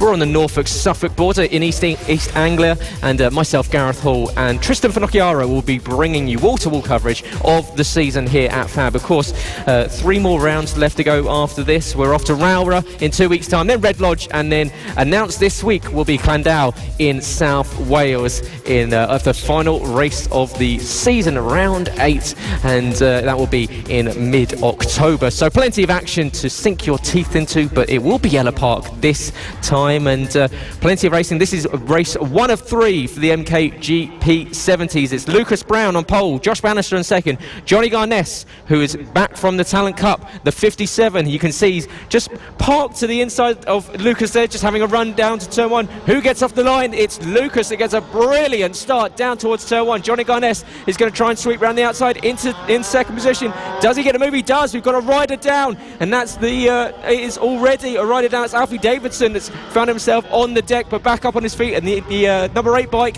is wheeling to the side trying to get the bike restarted, but brilliant start there from Lucas. Yeah, absolutely brilliant start from Lucas Brown, and a brilliant start from Johnny Garnett there. Front wheel in the air, but managed to get round the outside of the pack into turn 1. So Johnny Garnett is going to be looking to try and reel in the number 29 of Lucas Brown, with that championship battle hotting up really nicely at the top of the MKGP 70 Championship. Of course, this is the final step for the junior classes before they move, or before these riders move up to the British Talent Cup or over into BSB. So the final stage on their route to MotoGP in the FAB-Racing mini-bike British Championships, and it's all about that battle at the top of the championship between Lucas Brown and Johnny Garnett. Lucas Brown setting the fastest lap off of the line, but of course he hasn't had to pass anyone at the front, so he's managed to get a clean getaway out the front, and has got a good gap at the beginning of this race, 1.3 second gap over Johnny Garnett. So what can Johnny do about Lucas Brown at the front? There you can see the number 29 with the black bike of Lucas Brown leading the number 57 of Johnny Garnett just in the bottom of the picture with the red bike there. So Lucas Brown coming into the dogleg hairpin one more time. Harrison McKay there in 3rd place, a good ride from him as well on that, with that True Heroes livery, a livery you'll be familiar with if you've been watching the Ducati tri-options as well. Yeah, but it is a great start from Lucas Brown, leading away from Johnny Garnett, who made a brilliant pass around the outside into turn 1 of your 2nd place starter Josh Bannister, and he now finds himself behind Lucas Brown but needing to get past, so he's going to need to put the pressure on later in this one. But Johnny Garnett is just biding his time, but you can see Harrison McKay is not being dropped at all, and Harrison is involved in this 3-bike breakaway at the front because Mason Foster 6 seconds back, so the 4th and down are all starting to fight between themselves and are losing a bundle of time to Harrison McKay. Mason Foster's in 4th with Jacob Stevenson, and Ben Jolliffe in 6th position. Horry Harris has moved up from 9th on the grid to 7th with Josh Bannister. A dreadful start from the number 2. He's now found himself in 8th place after starting on the front row. Yeah, and I think we've lost Clayton Edmonds from the race as well in that one. So Johnny Garnett then, who's in your picture, like we said, over in the British Talent Cup last weekend at Snetterton. That was his first race in the British Talent Cup, and that'll be his first race on a pre-Moto3 machine, and managed to pick up a point. So that was absolutely brilliant, and just showing his class here, and of course at the front of this championship for a reason. But Lucas Brown it is who's holding on to this lead, Johnny Garnett, though, setting the fastest lap of the race on that last lap. It's a 1.1 second lead over the line from Lucas over Johnny Garnett, but on screen it looks visibly different now, so it looks as if Johnny Garnett is closing in on Lucas Brown now, so we could have a battle for the lead hotting up very, very soon with 11 laps to go in this race. Lucas Brown just coming under a little bit of pressure now, looking a bit further back. The number 2 of Josh Bannister, the number 128 of Ted Wilkinson, who's battling out there with Felix Dorling. Ted Wilkinson, a rider who's competing in his first ever road race in this race. He's a rider who's come over from flat track and just learning the ropes here on a tarmac circuit. Yeah, and it's great to see riders make that transition and challenge themselves up against some more accomplished circuit riders, the likes of Johnny Garnett, Lucas Brown, Harrison McKay, Mason Foster, who are all fighting at the front of this championship. And there is your battle for the lead. Lucas Brown has really been caught by Johnny Garnett, so Johnny really starting to put the pressure on. We've got 10 laps left to go, so plenty of time if you're Johnny Garnett to close in on Lucas Brown. Lucas looking for his 5th win on the season, Johnny looking for his 6th win on the season. The pair of them have been particularly dominant over the likes of Mason Foster, who's back in third in the championship, 57 points back from Lucas Brown's points total. And you can see Lucas just holding on to the place there, going slightly deep, and that's going to open up the door for Johnny to get a running him down the main straight towards turn 1. Johnny just not quite able to get the power down. Very slippery circuit. You can see standing water starting to appear all over the circuit now, so it's going to be quite tricky, and a lot of these riders will be equally trying to stay on 2 wheels, which is a lot harder than most people think. Yeah, absolutely, especially in conditions like this. We saw how many came victim to the conditions back at Wilton Mill. Thankfully, most riders being able to stay on at the moment. But Lucas Brown is then still leading, and that's Johnny Garnett that's gone down. The number 57 has gone down at the left-hander. So Johnny Garnett down and out of this race, trying to get his bike back up and get back into this race so he can score some points for the championship. So Lucas Brown now with a comfortable lead over Johnny Garnett. He won't know that Garnett has gone down until he comes round to see it, but that's Lucas Brown then with a big lead now, and Johnny Garnett's trying to get restarted back into this race, and we'll see what position he's managed to get himself back into to pick up some points. Yeah, we were just saying the slightest of mistakes in these conditions can cost you, and Johnny Garnett falling foul of that standing water, just losing adhesion on the tyre going around the fast turn 5, and unfortunately going down, and will promote Harrison McKay up into 2nd position, and Mason Foster now up into 3rd. Johnny Garnett has dropped past multiple bikes, so yeah, Johnny with some work to do. He's now got a huge gap between himself and Mason Foster, so it's almost 11 seconds that he's got to close in on. So yeah, it's a big job for Johnny Garnett if he's to get back on the podium. So really now it is Lucas Brown that just needs to keep it on 2 wheels. You can see it's the conditions are getting worse and worse with each lap. Visibility is starting to close in as well, with it being so misty and just miserable out on circuit. But Lucas Brown, he's not fazed by it at the moment, and as you can see there, that's Clayton Edmonds starting to get closed in on by your race leader Lucas Brown on the 29, and Clayton unfortunately circulating in 12th position. A couple of laps down, gets passed by your race leader.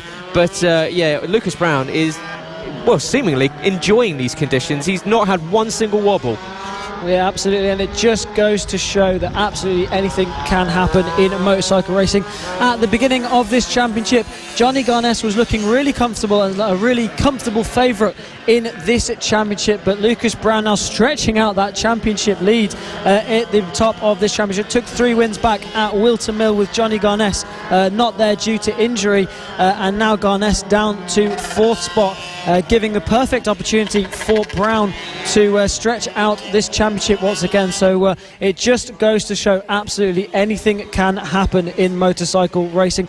Looking now at the number 61 of Harrison McKay in 2nd place. A brilliant ride from Harrison. He has managed to get himself onto a podium in the past, and will be looking to pick up a 2nd place in this race as well. So brilliant to see there from the number 61 of Harrison McKay as he just comes around getting close to lap Clayton Edmonds, who's had some problems earlier on in this race, and he's a couple laps down on these riders, but will still be looking to pick up points in 12th spot. So a really unfortunate race for the number 146 of Clayton Edmonds, with 6 laps to go in this race. But Lucas Brown then with a hefty 10.5 second lead over your second place man Harrison McKay. Yeah, and Lucas circulating the track almost 2 seconds faster than anyone else. He's really enjoying himself out there, and we'll be looking at extending this championship lead that he currently owns over Johnny Garnett. Of course, Johnny now dropping to 4th position after going down just a few laps ago. Luckily for Johnny, damage limitation for him, managed to get back on the bike, back underway, and but he was looking like he was, well, shaping up a move on Lucas Brown earlier in this one, but just that slight bit of power too early, and it sent the bike sideways, and down he went.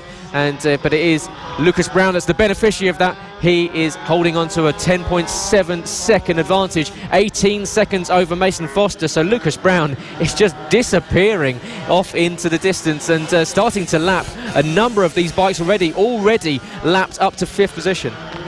Yeah, absolutely. Flying out the front is Lucas Brown, like you say, putting down a pace that no one else can quite match at the moment. Johnny Garnett is who has the fastest lap of the race at the moment, but Lucas Brown, like you say, out the front, setting down a really good, consistent and fast pace at the front. Looking at Johnny Garnett now then, 4th spot in this race. He's going to be doing everything he can to try and catch the 3rd place man of the number 88, Mason Foster. He's about a second and a half quicker than Mason at the moment, but it's a big gap that Johnny Garnett will have to try and bring in on the number 88 of Mason Foster. So a tall order for the number 57, but it's damage limitation as your second place man in the championship is looking to pick up as many points as he can, with Lucas Brown out front looking to pick up a comfortable win here at Ellough Park. Almost 12-second lead over Harrison McKay on that last lap. Mason Foster in 3rd. Johnny Garnett trying to close in on Mason Foster, but with 4 laps to go, it's going to be very difficult for the number 57. Yeah, and the danger here for Johnny Garnett is over pushing in these conditions. He's gone down, he's probably frustrated, he'll be angry with himself. He doesn't want to make another mistake and go down. We've seen this happen to the likes of Ronnie Harris and Wilton Mill when he went down early on, pushing too hard, went down once again, ended up finishing outside of the points. But yeah, is the British Talent Cup playing on the mind of Johnny Garnett? Is it just these very difficult conditions out there? It's the championship has been blown wide open as Lucas Brown has been able to take this advantage of unfortunately Johnny's hand injury at Wilton Mill and extend that gap out to 36 points. But with Johnny Garnett now in 4th position, that gap is going to be really being built on by the rider, the 29 from Haywards Heath and West Sussex, and Lucas is doing a brilliant job. He'll be looking at making 4 wins out of 4 races. Yeah, absolutely. And as Harrison McKay just tries to make his way through down some lap traffic, it's number 87 of Felix Dorling. Felix, who's got a bit of a VIP guest watching over him this weekend in the form of Cameron Fraser, the GP2 rider, and also had some success over in the Stock 600 class last year as well. So a bit of help coming from the VIP of Cameron Fraser this weekend as well. But number 61 of Harrison McKay is then who's flying at the moment to pick up, who's looking strong to pick up 2nd place in this one. Looking at that battle then there between the number 87 of Felix Dorling and the number 2 of Josh Bannister, but it's all about Lucas Brown at the front, and Lucas at the front has just eased off the pace a little bit, which I think is really mature and really clever from him. He doesn't need to be going around setting fastest laps of the race because he's got a hefty lead at the front of this one. 15 seconds it was over the line, so he just needs to make sure he brings it home in one piece and picks up 25 points. Yeah, he would have had a glance behind a couple of times and seen that his championship rival Johnny Garnett is now 22 seconds behind, but Garnett is now really starting to close in on Mason Foster for 3rd position. The gap's now down at just over a second, and he's got about a lap and a half left to close in. And you think, if you're Johnny Garnett, he knows that he's got to recover some points, but it's not going to be easy getting past Mason Foster. We've seen Mason has been very strong in the wet so far on this Metro Kit bike, so it's going to be a bit of a workout for Johnny Garnett if he's to close in on the 88, but Mason Foster, I'm sure, will not make it easy for Johnny. Johnny now 1.3 seconds behind Mason as we go on to the final lap of this one. Lucas Brown leading, has had a comfortable, since we're getting a rocket start off the line, led into turn one, and has controlled the race from there.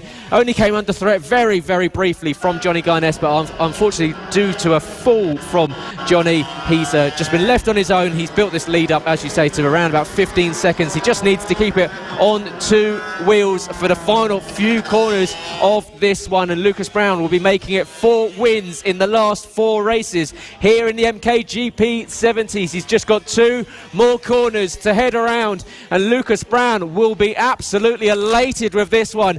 And he comes across the line, and Lucas Brown is your winner once again, cruises across the line. Very difficult conditions. As we're behind, we've got a battle still going on between Johnny Garnett and Mason Foster. In fact, Garnett has got ahead of Foster going into the final lap, so Garnett now finds himself onto the podium. He's going to come around the final corner. He just needs to get around the final corner, and Johnny Garnett just about manages to get onto that podium after going down, but a brilliant recovery ride there from him. He was 11 seconds down on Mason Foster. Absolutely, and you could just see there recovering into third place with the fairings, the front fairing on that bike just hanging loose at the front of that one. So a brilliant recovery there from the number 57 of Johnny Garnett. Damage limitation for him as Lucas Brown takes the win for race 1 here at Ellough Park for the MKGP 70s. There it is, confirmed then. Lucas Brown takes the win ahead of Harrison McKay, taking a brilliant second place, almost 15 seconds back. Johnny Garnett then recovering to take third ahead of Mason Foster.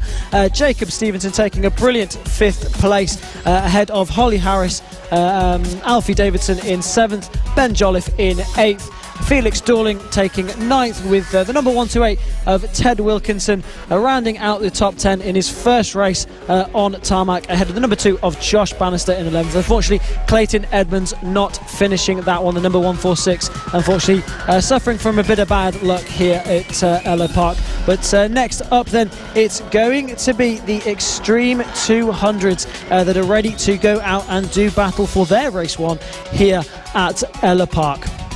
Yep, and the Extreme 200s, always a good show. Of course, Charlie Nesbitt, Eddie O'Shea, Harrison Crosby, Ryan Hitchcock, the likes of those that we see up in the BSB paddock. And definitely some fun action. We'll be heading out on circuit very, very shortly. But thank you very much for joining us, whether you're here in the paddock or you're watching, of course, on motorsport.radio or Fab Racing's YouTube and Facebook page. Let us know if you're watching, who you're supporting. Give us a like, give us a follow, a share, all those words that you say, all those good things that you do on the socials. It's always good to hear from you as well. So get in touch with us, and of course you can go to @Motorsport Radio and @Fab Racing on Twitter to let us know who you're watching, where you're watching from, and what you'd like to see in this very wet and miserable Ellough Park circuit out in East Anglia. And of course, we've got plenty more action throughout the day. Just as we've got the Extreme 200 starting to filter their way out on circuit. Of course, race 2 and race 3 for each category will be tomorrow. So plenty of action throughout Sunday. So if you think, I've got nothing to do this weekend, well, come and sit and watch Fab Racing.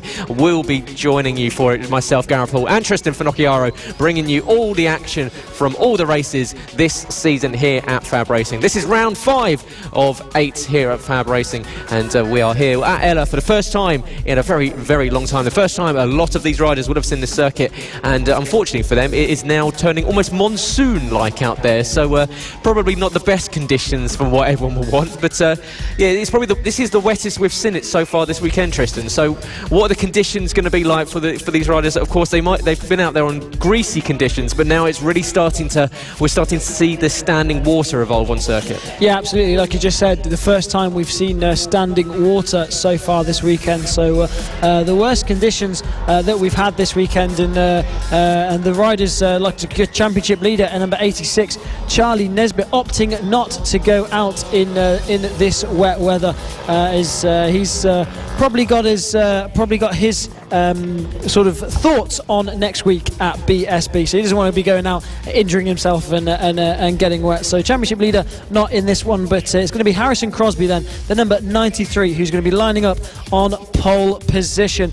British Talent Cup rider just ahead of another British Talent Cup rider of Eddie O'Shea. Charlie Nesbitt should be lining up in third, but not going out on the grid in this one. Ryan Hitchcock then, number 43, will be in fourth, ahead of number 44 of James Cook in fifth. Another British Talent Cup rider ahead of number 52, Evan Belford, last year's MKGP 70 champion, ahead of the number 114 of Jack Andrews in seventh spot. And rounding out your grid, just looking there at the number 52 of Evan Belford on that KTM 85 machine. They're lining up on the grid. It's almost like a second British Talent Cup race, this one, Gareth, as Harrison as pretty much all of these riders on this grid also racing in the British Talent Cup, apart from Charlie Nesbitt and Jack Andrews, but Charlie Nesbitt not coming out to do battle in this one, so pretty much all British Talent Cup riders. A couple of adjustments there for Harrison Crosby, lining up on pole position 93, just trying to get a few things sorted. As you can see, we're getting ready to go on this one. As you say, yeah, a lot of British Talent Cup riders. Eddie O'Shea with a decent points haul today will take the championship lead. He's only got an 8-point gap between himself and Charlie Nesbitt as they look to the lights out and underway, and it's a good start from Crosby, but it's an even better start from the 43 of Ryan Hitchcock. Sweeps up into turn one. Eddie O'Shea trying to go with them, but unfortunately he's falling down the order a little bit. Harrison Crosby trying to come back there at Ryan Hitchcock, but Ryan, brilliant start from fourth on the grid.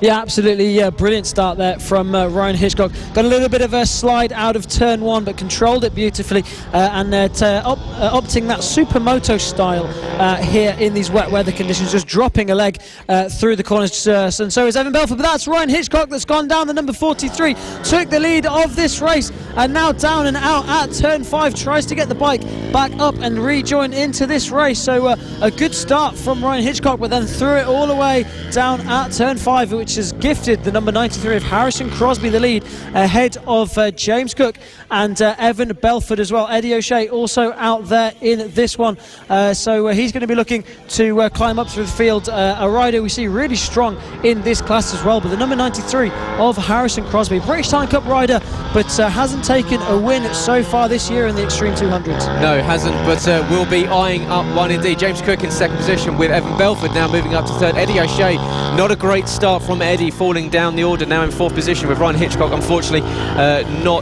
going down. As we were saying, perhaps this standing water is the first time we've seen the track conditions this wet, just catching out some of these riders that maybe were pushing in that greasy conditions. Now they're out there on circuit, you can see a lot of puddles forming, perhaps just getting on the throttle a little bit too early and the brakes a little bit too late, and down into the tyre wall. But I'm sure Ryan will be back up and back underway and trying to close in on Eddie O'Shea, but he's a big gap to close in. But Eddie O'Shea currently in fourth position, would be taking the championship lead, leaving this race with Charlie Nesbitt probably cooped up in his camper van with a hot cup of hot chocolate or something like that, just staying warm and dry. But he'll be watching Harrison Crosby out there, starting to set some really good pace somewhere. 57.5 for the 93 is about 0.7 of a second faster than anyone else. He's got a 3.2 second lead over Cook in second position. Evan Belford in third place, 6.3 seconds back, with Eddie O'Shea 6 seconds back from Evan.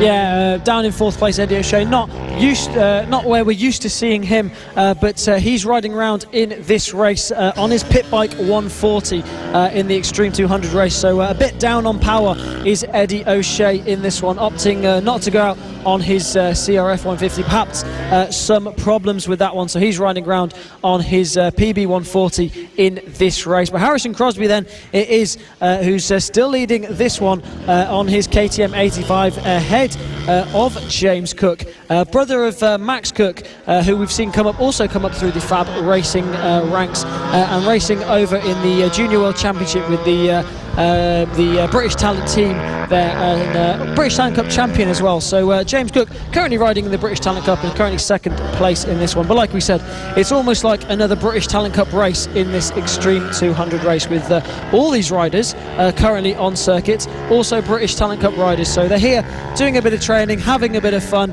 and also taking their racing extremely seriously as we look at the MKGP 70 champion from 2019 on his road to MotoGP. He's come up through the ranks. He's now in British Talent Cup, and he's fighting his way through the ranks and trying to look to get up to the higher level of this sport. But number 52 there, we're just looking at third place at the moment in this race, really enjoying himself out there in these wet weather conditions and slipping and sliding around this Ellough Park circuit. Yeah, and you were just saying that all these riders, of course, British Talent Cup riders, and yes, it's a smaller circuit, and they're not on the same bikes they would be in British Talent Cup. But as you say, it's practice. This is brilliant wet weather practice. You're on a slightly different bike, so obviously the bike will handle slightly different. You can see the puddles spraying up there from Eddie O'Shea's bike.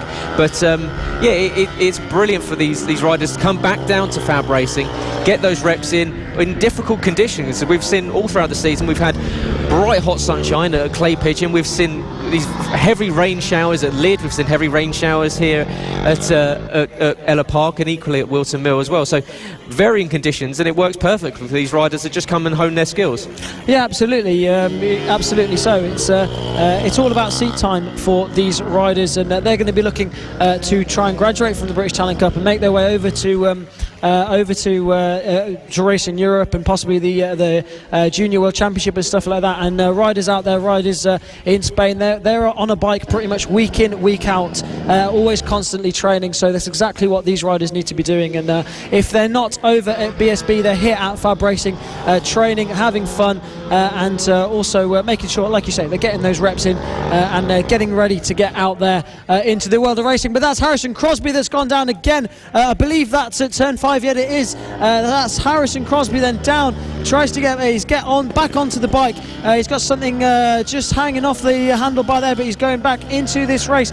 Is he still in the lead of this race? I think he's got a nice comfortable. No, it's James Cook then, who's now going to be up into the lead of this race as he comes into the left-hander. So drama as two race leaders have gone down in this race. Yeah, the conditions are worsening with every lap. The rain is really starting to cause an issue for multiple riders in multiple categories, but across the line will come James Cook taking the lead after we've seen two race leaders already go down. Harrison Crosby, who had just about managed to get back on the bike and hold off Evan Belford, who was starting to close him down. You can see Evan starting to come into shot as we follow Harrison Crosby, and it is but there it is, the 2-1-3 of James Cook that is leading this one. But it's a really strong race. There's the 44, of James Cook. He's got 2-1-3 on the side. That was a faux pas from me. He's done that to confuse us, Gareth. He's done that on purpose. But no, 2-1-3 on the side, but number 44 is on the front of that bike. So that's James Cook then leading this race. A rider we've seen, like we said, come up through the MKGP 70s and is currently in the British Talent Cup and also doing really well in this Extreme 200 race. We're doing really well to find where the grip is, set a good, solid, consistent pace at the front of this race, and more important than anything, stay on the bike with 3 laps to go in this Extreme 200 race here at Ellough Park. So it's brilliant to see all these riders coming back into this grid and enjoying themselves, sliding around, perhaps not enjoying themselves today in these conditions as much as they will have been in some of the drier conditions we had yesterday, but it's still really important training and really important experience for all of these riders. Yep, and it is currently James Cook from Harrison Crosby. Evan Belford has been dropped a little bit by Harrison, who's managed to get back on the pace after getting back on the bike after that fall at turn 5. Eddie O'Shea, as you say, down on power is down the order, but not losing any track time, which is, as you said, the most important thing out there. Just getting used to it, and but it is currently it's a bit of a race of attrition with 2 leaders having gone down so far. We're on the penultimate lap of this one with James Cook as Harrison Crosby goes purple last time round. 2/10 of a second faster than James Cook, with Ryan Hitchcock just cruising around there, possibly a bike issue for the leader and the rider that came through from fourth from the grid to lead at the early stage of this one, unfortunately going down on the first lap. And unfortunately it looks as though, as you can see, something just fallen off of one of the bikes there on the let's have a look. Like I was going to say front brake guard, front brake guard on that one. That's possibly I think I saw hanging off there of Harrison Crosby's machine when he went down. So possibly some debris left from his crash there. So it's a thing you often see coming off from crashes, and nothing that's going to hinder him, obviously, because it's there to protect his front brake to make sure he's not going to get hit and he's not going to fly off the front of it. Well, Detective Inspector Finocchiaro there just deducing what it was that had fallen off. I'm sure we'll get clarification on that after the race, but yeah, it is still James Cook leading from Harrison Crosby, Evan Belford back in third and Eddie O'Shea in fourth. Ryan Hitchcock is a lap down after cruising around with what seems like a bike issue, unfortunately, for the 43, but it is the 44 of James Cook with just a few more corners to head around. He's just in the infield section, making his way around the circuit now. Just a few corners, just stay on two wheels, and he'll be picking up a win on the season, which is something I'm sure he'll be pretty happy with in these conditions. So this mini BTC Championship race here in the Extreme 200. So we've got a plethora of British Talent Cup riders out on track, and they're coming around, and around the final corner does come James Cook with the checkered flag in sight, takes it and wins the race here, race one of the Extreme 200s here at Ellough Park, and using that fall from Harrison Crosby to benefit, but you will take a win any way they come. Absolutely. He's looking around behind him there, just trying to see where everyone went, but it's a 7-second lead he had in the end over Harrison Crosby. He's going to again pick up another podium in this championship ahead of Evan Belford, who I believe that's the first podium for Evan Belford in that one, ahead of Eddie O'Shea and Ryan Hitchcock as well, who crashed out on the first lap, rejoined and still picked up 5th place in this one. But it's James Cook then who took the win on the number 44 and the number 213 bike there of James Cook. But brilliant ride then from James at the front of that one. As you just see Harrison Crosby and Eddie O'Shea talking to each other there. Perhaps a problem or run out of fuel there from Harrison Crosby, as it looks like he's trying to walk that bike back to pit lane. So it's lucky that it happened when it did, and not whilst he was out there.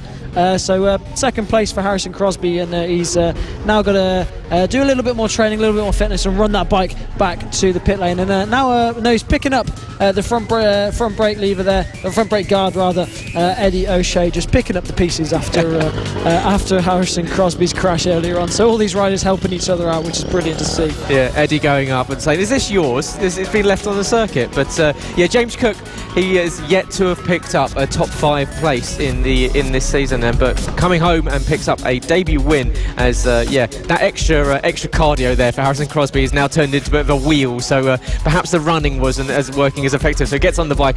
2 wheels are much easier than 2 feet, and he pads his way over to the pit lane. But yeah, brilliant mini race between a bunch of British Talent Cup riders there. James Cook taking the win ahead of Harrison Crosby. Evan Belford, as you say, picking up a first podium on the season, with Eddie O'Shea back in 4th place. Ryan Hitchcock recovering after that fall, and unfortunately it looks as though a bike issue for him in 5th place. So yep, good race there for the Extreme 200s. They'll be back out tomorrow for race 2 and 3 on their weekend's action. But out on track next, we go back to mini bike action, and it's the LC40 Elite class. Now Tristan, what's the difference between our LC40 bikes and our AC40 bikes?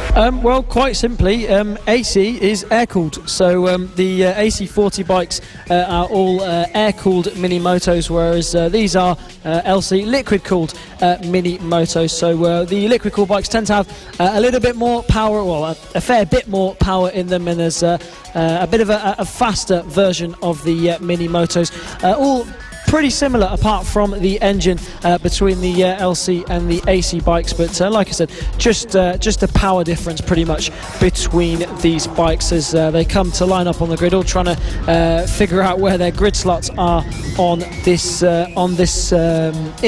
LC40 race 1 here at Ellough Park. So brilliant stuff to see all these guys made it out in quali and did a brilliant job through some treacherous conditions, but now they've got some more treacherous conditions coming up here with, so like you say, some standing water. First time we've seen standing water so far this weekend, so something for all these riders to try and make their way and find the best route around this circuit in and ultimately stay on the bikes. Yes, very much so, and a number of these riders would have been out on circuit already, but the weather has definitely turned a little bit worse, so it might be a little bit more slippery and standing watery, and I'm sure those are words that I can create, but yeah, welcome to Ellough Park, whether you're watching at home or watching here and in the paddock. It is round 5 of the FAB-Racing Mini Bike British Championships here from East Anglia. We have 3 more rounds after this, Rowra in 2 weeks' time, and then of course up to Red Lodge, and then we finish off in Llandough in South Wales. It is going to be, well, the LC40s have had a brilliant season so far, with Charlie Huntingford and Ryan Hitchcock battling out over the wins. And last time out was Charlie Huntingford and Ryan Hitchcock that had a brilliant fight between the pair of them, with Ryan Hitchcock falling in Charlie Huntingford. I think falling back to 3 seconds in 2 separate occasions to overhaul Ryan Hitchcock and take the win with a lap and a half left to go in both races. Yeah, absolutely. Charlie Huntingford out at the front of this championship, battling out with Ryan Hitchcock all race long. Ryan Hitchcock, who we just saw in the Extreme 200, so he's going to do a quick swap over into this class. British Talent Cup rider. If you didn't gather from that last race, he'll be looking to get some wins here on a mini moto machine. So yeah, Charlie Huntingford and Ryan Hitchcock out the front of this championship, battling it out with a good bit of a lead over the number 72 of Samuel Munson, who's currently 3rd in this championship. You can just see there the WAM sponsored number 99 of Warwick Brady lining up onto the grid, but it's Ryan Hitchcock there who's lining up on the front row, the number 43 rider, British Talent Cup rider, like we've just said, and looking to pick up points in this championship as well, and could very possibly end up being the LC40 elite champion at this rate, but he's going to have to fend off the number 76 of Charlie Huntingford. Yeah, and that's the 91 you can see on the left of Archie O'Brien as they look to the lights, get ready for race 1 of the LC40 Elite. Lights out and away they head to turn 1. It's a great start from the 91 of Archie O'Brien. The pole sitter Warwick Brady falling right down the order of Ryan Hitchcock, right down the order, but Archie O'Brien, good start from him. Warwick Brady in 2nd position. Yeah, and I think there's some problems there for the number 43 of Ryan Hitchcock, because he seemed to go backwards off the line, and he was continuing to go backwards on the straight, so perhaps some issue there for Ryan Hitchcock. But it's the number 99 of Warwick Brady who's leading this one. Hasn't had a win yet this year in the LC40 Elites. Possibly a podium back at Lid, but we'll just check up on that one. But leading this race, yeah, 2 podiums back at Lid for Warwick Brady in the wet weather conditions back there as well, so looking really strong at the front of this race as well. Also, you can see Archie Gibson there it is then. Ryan Hitchcock, your 2nd place man in the championship, coming into pit lane, and Charlie Huntingford is going to be absolutely smiling when he sees that, because he's going to be able to pick up some points. They're currently down in 10th place, I believe, at the moment, so but he's going to be looking to pick up some points. Now up to 7th place is Charlie Huntingford, so he's going to be able to pick up some points on Ryan Hitchcock with him going out of this race. But Warwick Brady is then leading from Casey Sperry, the number 20, currently in 2nd positions, made his way up through the grid right onto the back wheel of Warwick Brady, a rider who we saw really strong in the wet earlier on in the Metro Kit class as well. Yeah, Casey doing a great job, and once again fighting at the front in this one, really starting to put the pressure on Warwick Brady. The pair of them did identical lap times last time around, so 1:03.398, so that shows how fast Warwick Brady and Casey Sperry are. They were 2 seconds faster than anyone else, but absolutely matched each other for pace. So watch this one evolve as the race goes on. You can see behind the battle is going on between Archie O'Brien, Michael Holt, Archie Gibbs, Josh Bannister, Charlie Huntingford Huntingford is on a charge, trying to come through the field. He'll know now that Ryan Hitchcock is out of this one, and he will be hoping of picking up some points. But there goes Casey Sperry up into the lead. So brilliant start from Casey. Now finds himself ahead of Warwick Brady and starting to really push on. Once again, across the line, they did times only half a tenth splits. So, yeah, a really impressive time is down. We've got one of the riders. Yeah, that's Warwick Brady there that's gone down there on the WAM liveried bike. Unfortunately suffered from a couple of crashes earlier on in the season at Wilton Mill as well, and unfortunately crashing out of this one. Looked a little bit winded after that one, which is gifting Casey Sperry a big lead at the front of this one, about 5 seconds ahead of Marco Holt, who will be promoted up to second place now. So Casey Sperry at the front of this race, still with 6 laps to go in this one as he comes across the line to start. 5 laps to go now in this race for Casey Sperry, for him to pick up his first win in the LC40 Elites. Brilliant second place at the moment for the number 58 of Marco Holt, with Archie O'Brien defending the podium from the number 2 there, the other WAM liveried LC40 machine of Josh Bannister. Yeah, Casey Sperry, best result of 3rd, which he picked up at Wilton Mill 2 weeks ago in race 2, is now on for a race win, 8.6 seconds up the road from Marco Holt, who's doing a brilliant job on that bike to hold on to second place ahead of Archie O'Brien, with Sim Marco and Archie O'Brien very strong around Ellough Park already, with Josh Bannister up in 4th, Archie Gibbs back in 5th. Charlie Huntingford not able to close in on Archie Gibbs at the moment for the 5th position, so Charlie kind of sitting in that 6th position. But you've got to think, if you're him, you want to extend that lead over Ryan Hitchcock. It's 16 points coming into this round, but with no Ryan Hitchcock finishing this one, Charlie Huntingford needs to pick up as many points as possible.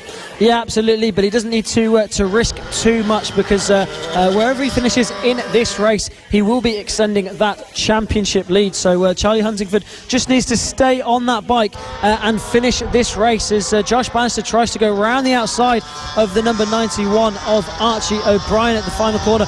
Couldn't quite make it stick there, but looking menacing behind the number 91 is Josh Bannister at the moment, looking to pick up a podium. Has had quite a bit of bad luck so far this year, has Josh Bannister. A few technical issues earlier in the season. Unfortunately, wasn't able to race at Wilton Mill after sustaining a head injury a week before, but he's back racing here and looking really racy behind the number 91 of Archie O'Brien. But looks like O'Brien's just managed to edge out a little bit of a gap over Bannister now. So Archie O'Brien with a bit of breathing space over the number 2 of Josh Bannister now as well. Holt, Marco Holt, looking good in second place ahead of these guys as well. But Casey Sperry now with quite a lead out the front, absolutely demolishing the field at the moment, is the number 20. Yeah, 2 seconds a lap faster than anyone on circuit currently is Casey Sperry.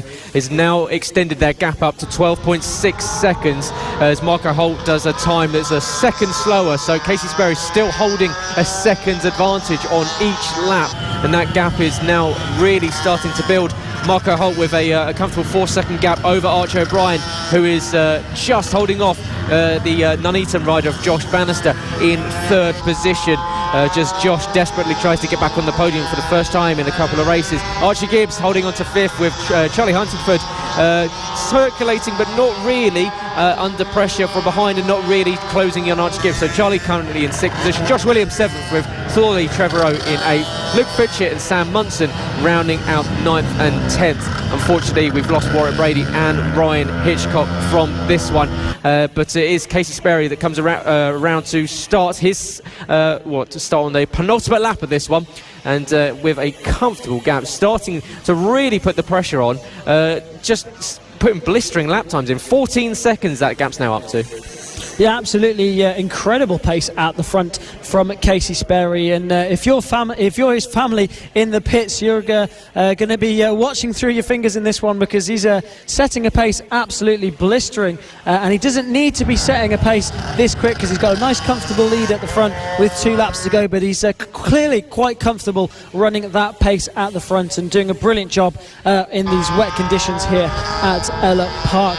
Looking at the number 72 of Sam Munson, a bit further back there, currently down in 10th place, and battling it out for 8th place with Thorley Trevorrow and Luke Fitchett, but it's the number 20 of Casey Sperry who's out the front of this race and absolutely dominating it over Marco Holt, and Archie O'Brien still clinging on to third place ahead of Josh Bannister. Archie Gibbs in a good fifth place, Charlie Hunterford still in sixth, and that's Casey Sperry, your race leader, who's got a problem and is at the side of the circuit trying to get his bike restarted and back into this race. So disaster for Casey Sperry. Was so good at the front of this race, but now it's looking like the lead is going to go to Marco Holt on the final lap here at Ellough Park for the LC40 Elite. So disaster for the number 20 of Casey Sperry. He looks absolutely distraught. He knew he was on for a comfortable 25 points and his first win of the season in this race, but it's going to be the number 58 who's going to take his first win of the season. Did a brilliant job to cling on to second place all race long and put a really comfortable pace in second place, and he's going to come through the final few corners, goes through the dogleg hairpin for the final time, down into the hairpin for the final time. The number 5 there is the number 20 of Casey Sperry, distraught with that one unfortunately, but it's all about now Marco Holt, who's going to pick up his first win of the season in the LC40 Elites, comes around the final corner for the final time and takes his first win. It's Marco Holt takes the win for race 1 here for the LC40 Elites here at Ellough Park. And it's going to be Archie O'Brien then to take second place, Josh Bannister back on the podium. Brilliant to see Josh back on the podium, with the Archie Gibbs taking fourth place as well. There he is then, Casey Sperry. You have to feel sorry for the number 20. Yeah, you can see he was incandescent with rage.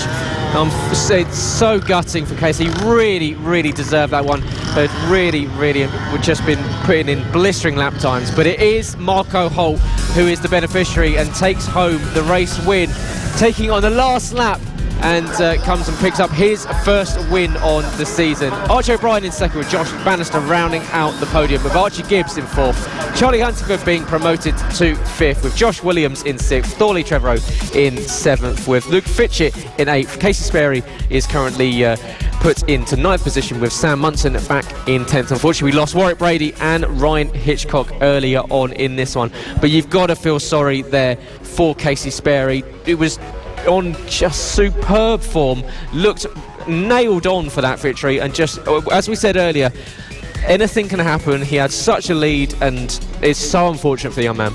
Yeah, really unfortunate. It's really frustrating when stuff like that happens, completely out of his control, unfortunately. But he looked really good out there, and it was really unfortunate for him. And he knows that he would have had a comfortable win there. But a brilliant win then for Marco Holt, picking up his first win, with Archie O'Brien and Josh Bannister also on the podium in that one. And brilliant to see Josh back on the podium after having some struggles in recovering from some injuries as well. But next up then, it's going to be the Pit Bike 140 and Moto team.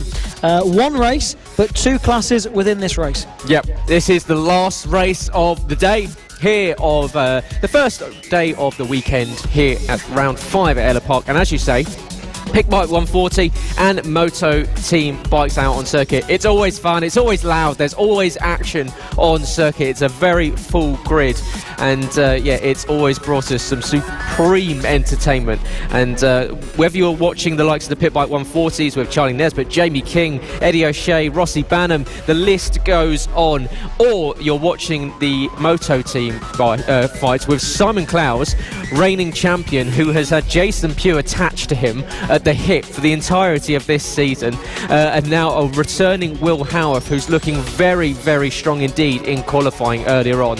So both categories in this race will go right down to it. Simon Clowes has got a right handful to hold off Will Howarth, who's got to think, I've had a few races out, now I want a couple of wins.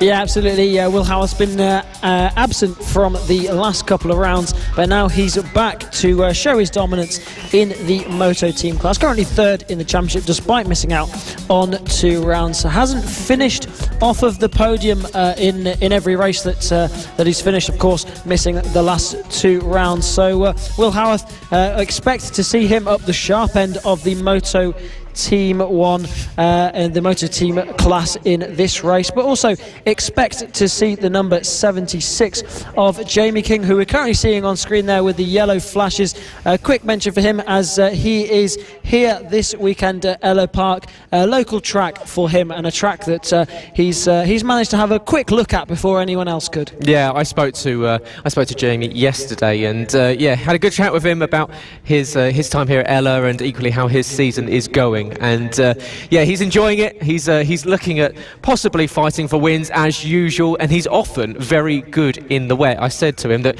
you seem to go well in the wet. It's meant to be raining this weekend. What do you think? And he was like, well, I've always done well in the wet, and I'm expecting to do well again this weekend here at a track that he knows better than most people, although he protested that he's only raced here twice before. But we know that he's been standing on the sidelines probably taking photos of each corner to try and work out the ideal line around it. But watch out for him out on circuit. Jamie's always good in the wet. Yeah, absolutely. Picked up a good win at Lid at the beginning of the season when it rained, so definitely one to watch out for in this one. But equally, Will Howarth at the front of the Moto team, but also looking good to take up to run at the front of the overall race as well, because he showed some brilliant pace in the wet earlier on in the qualifying 2 session that we were watching.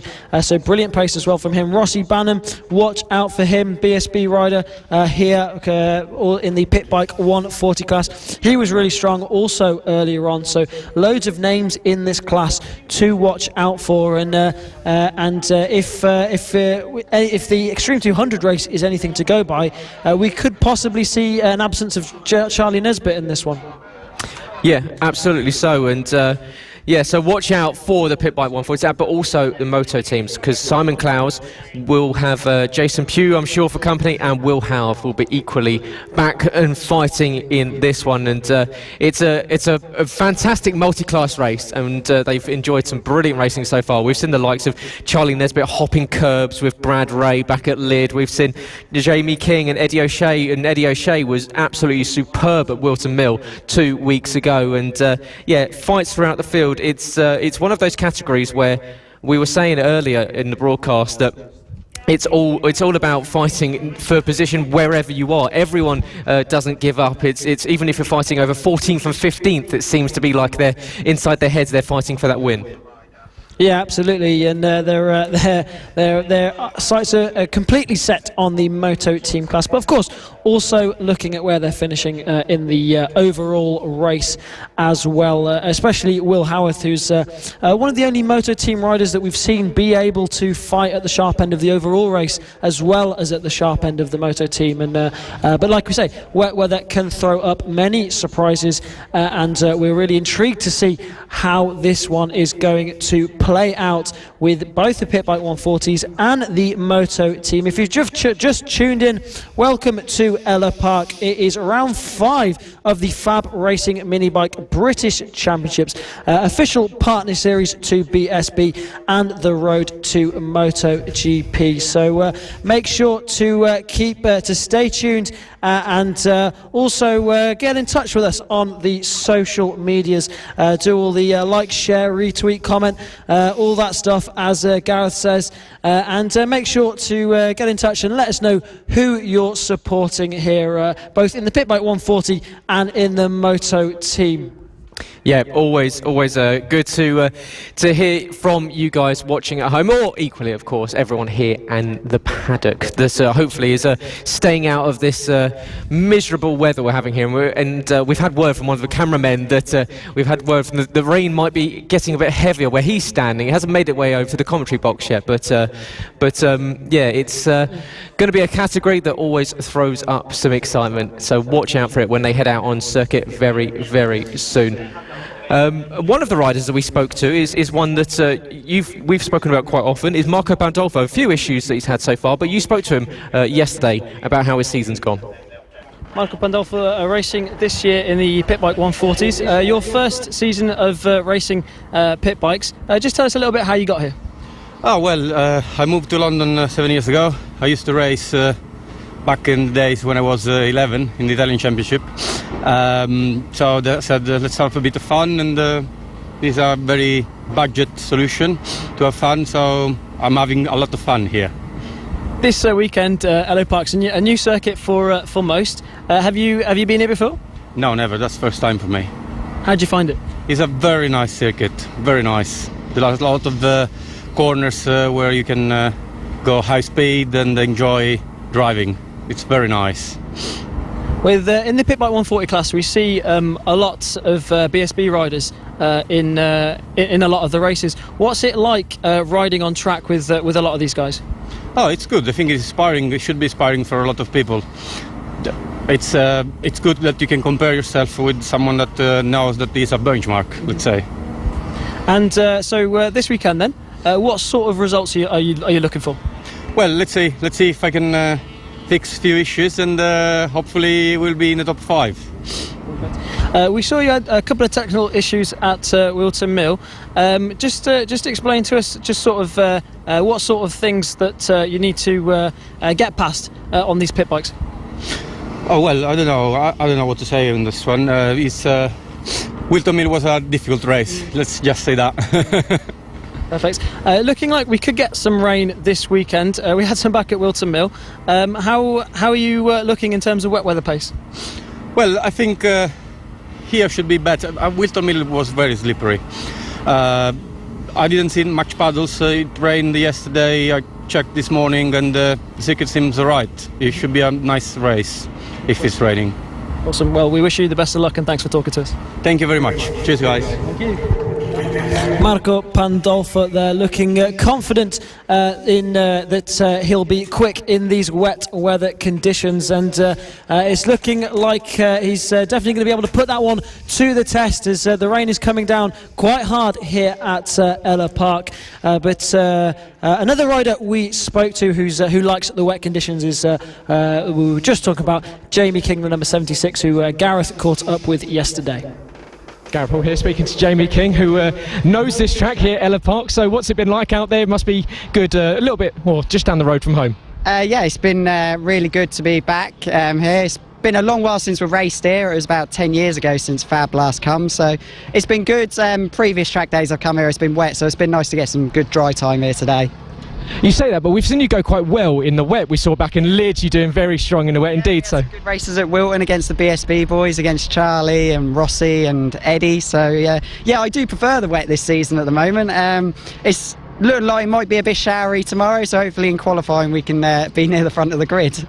Absolutely so, and of course it's been a pretty strong season for you. You've been fighting around that podium position, so how's the season going for your end? It's been really hard work, because obviously with Rossi, Charlie and Eddie, they're extremely quick riders, so I try and class myself as the best rider who has to go back to work on Monday, really. So yeah, it's not been too bad. Obviously it's good going out with them guys, because it ups my game, trying to have to keep up with them, and if them guys are not there, I tend to not go as quick, so it's good to have them guys pulling me along. Absolutely, of course, it's good to see the younger talent, younger generation coming through, and of course you don't want them passing you too much. But yeah, what's it like, of course, when you're racing in this category that does have a variety of ages? Of course, you've got to watch out. Some maybe a little bit less experienced. So what's it like out there on circuit? Obviously with Charlie is obviously very experienced, even though Charlie, Eddie and Rossi are all still quite young still. Eddie and Rossi extremely young. But yeah, you've got that vast variety of riders, from people who do this from a bit of fun to them guys who are hoping to make a living out of it one day. So yeah, I try and keep with them, and then obviously I have the rest of my team who I help out and things like that. So yeah, it's just the vast experience in the paddock. It's great, really. And goal for the end of the season, of course. We're over halfway through, so what are you thinking coming the last few races? Charlie's clearing up in the championship at the moment, so I won the championship last year. If we can get top 3, but I may just have a good time, and I come here just as much as I do for the social side as I do come for the race, and just have a good laugh with my friends and that. So yeah, top 3 in championship would be lovely. Get some more podiums. This is a big meeting for me, because obviously it's my home track, so I'd like to try and do well this weekend. Great to hear, of course, the FAB-Racing community is strong as ever, and yeah, great to speak to you, Jamie. Good luck this weekend. Hopefully we'll see you on the podium. Ever the meteorologist there, Jamie King, saying we're expecting a few showers as a monsoon has made its way across the circuit as he sits there getting slightly wet, making his ready to get his way out on circuit. And we say a big thank you actually to our wonderful cameramen that are standing out there in these conditions, waiting for everything to get going and getting pretty soggy. But another rider that's probably getting quite soggy is some of those Moto team riders and pit bike riders that are out there that are doing some star jumps, keeping warm, keeping the heart pumping, keeping the blood pressure. Obviously some sprints. There we go. Let's do some suicide runs, just getting everything going and making sure that you're ready to go out on the circuit. And it's always good to keep the cardio up, isn't it, Tristan? Yeah, absolutely. I'm not 100% sure if it's the best thing to do right before a race in your others whilst you're getting soaked through, but it's keeping them entertained and I guess keeping them warm. And they're giving us a bit of a wave now because they can hear us talking about them. So yeah, brilliant to see all the riders having fun whilst they wait in these soak conditions. You see Cam Fraser as well giving us a wave, and so brilliant to see loads of faces around this paddock, and brilliant to see everyone having fun. Yeah, and it's what you were saying is that the reason why everyone comes back is they have a good time, and Jamie King was saying it as well. It's all about the community. He has fun here with friends, and it's the social side is a big reason. And another one of the riders that's done very well this season is the current Moto Team reigning champion and currently leading that championship. It's Simon Clowes. We spoke to him on Friday. Gareth Paul speaking to Moto Team current series class winner and reigning champion Simon Clowes. And Simon, good season so far, a couple of race wins under your belt already, some really good fights with the likes of Vince Bailey and Jason Pugh. So how's the season going on your end? Not so bad. We've had this strange season, isn't it? So it's one after another, but we're going all right. Made some changes to the bike this year, felt I needed to, and the bits I've changed have been really good. So we've been fighting with Jason, which is good, which is nice to have a fight. It'd be nice to fight it with Will Howarth. I understand he's back this weekend, so that'll put another spin on it. It's tight, twisty circuit this weekend, not good for 17-inch rims, but going okay. Sure I can take it to him, hopefully. Absolutely, and as you say, out there on the Moto Team, and you'll be joining the Pit Bike 140s this weekend. So what's it like being out there on circuit with a different category of bike and obviously different paces, different styles of riding? What's it like as the rider? Not so bad. Depends on obviously who you're up against. But yeah, if we can work together, we're all right. My line's slightly different to a Pit Bike 140, but once you get into the swing of things, they know where I'm going, so we're all right. But you know, it's a good class to race with because we're fairly competitive. Round tight tracks, they've got the edge, but it's the long, fast corners. That's where we come into our own. But at the minute, we're on a tight, twisty circuit, so I'm having to work hard. But yeah, we'll just enjoy every track. I like new circuits, so it's a new circuit this weekend, so it's good challenge.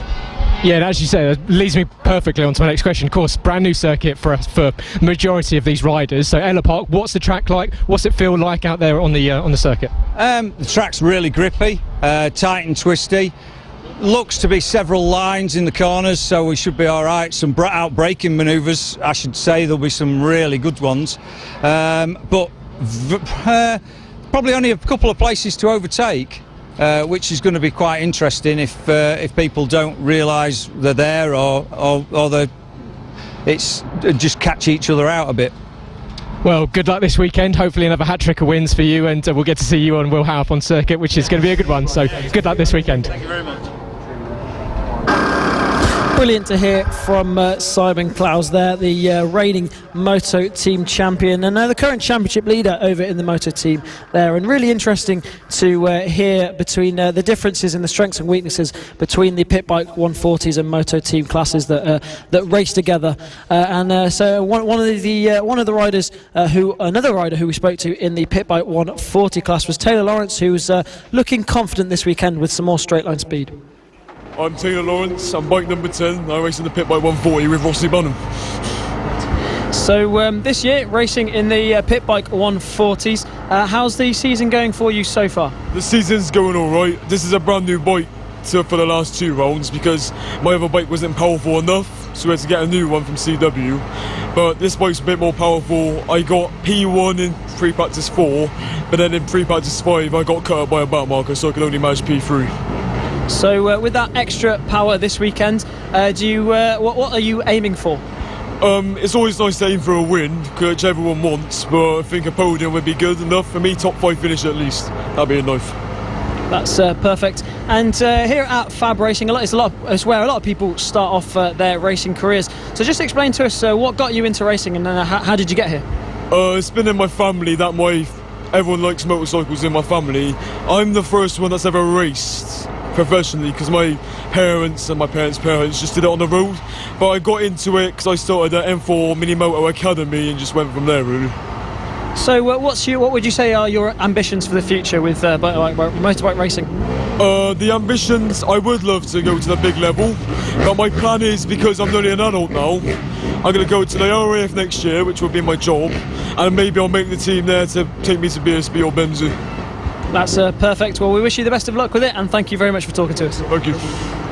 Taylor Lawrence, so we'll see much more this weekend as you see everyone just sitting in the paddock waiting to go out on circuit. Probably getting quite damp there as you can see. That's Jason Pugh on the Moto Team bike and that baby blue and red bike, and he'll be ready to make his way out on circuit very shortly. There you go, arms up in the air from Jason. Let's hope that he can add to his wins. He picked up a couple of them so far in the last few races, and a number of the other riders out there on circuit, and that was the number 5 Alistair Garnett, who equally picked up a podium in Wilton Mill, I believe it was. So yeah, a good run for Alistair. And then Iona Glover back in on the 134 on the pit bike. We saw her on both the pit bike and on the sidecars, and it's a shame we haven't got the sidecars this weekend because they were great action out on track at Wilson Mill. So hopefully we get to see sidecar action in a couple, or hopefully at Rowera, or maybe in some of the subsequent races coming up, because yeah, sidecars, it was a great addition to this event here at FAB-Racing. Yeah, absolutely. It was the first time we got to see them back at Wilton Mill, and it was some really exciting action to watch as well. They had some dry races, some wet races, some dominant forces, and then some even some tight battles right at the end as well there. So hopefully they'll be back in action at the next round over at Rowera. Thank you for tuning in. If you've just joined us, this is round 5 at Ellough Park for the FAB-Racing mini bike British Championships. If you can't tell, it's a little bit wet, a little bit miserable, and there's a little bit standy watery, as Gareth described it earlier on.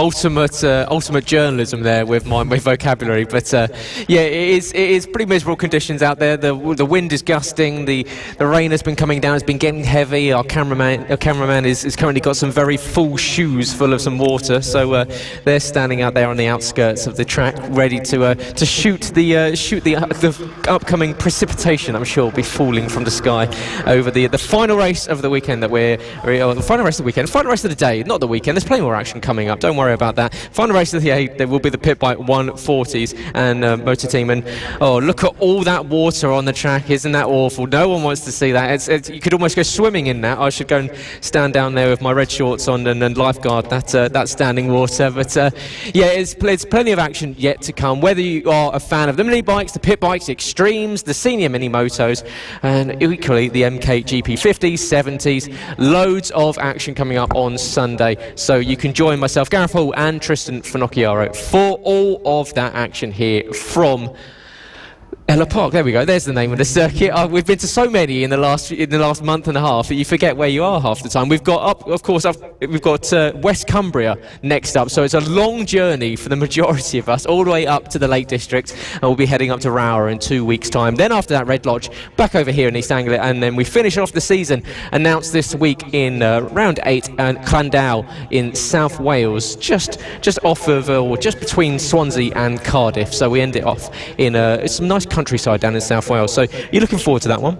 Yeah, it'll be a good one. It'll be good to go back there. That's one of the circuits on the FAB-Racing calendar that sticked from the days that I was here, and a track that I quite liked when I was racing here, and a track I'm sure that a lot of these riders will enjoy as well. A really nice circuit there, and one that's been on the FAB-Racing calendar for quite some time. So yeah, it'll be a lot of good circuits coming up. Like you say, Rowera is the next round.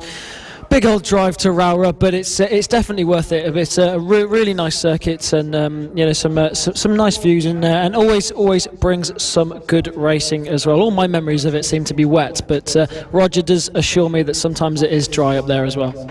Oh, it's miserable up north sometimes, isn't it? As being a southerner, I try to stay away from it, but I guess I'll be dragged up for some racing. You can't turn down some good racing, but yeah, it's going to be plenty more action. 3 more rounds after this weekend. Of course, Sunday's action, we'll see race 2 and race 3 for all of the categories that you've seen so far today, whether it's a AC40, the pros and the rookies, and of course LCs, seniors.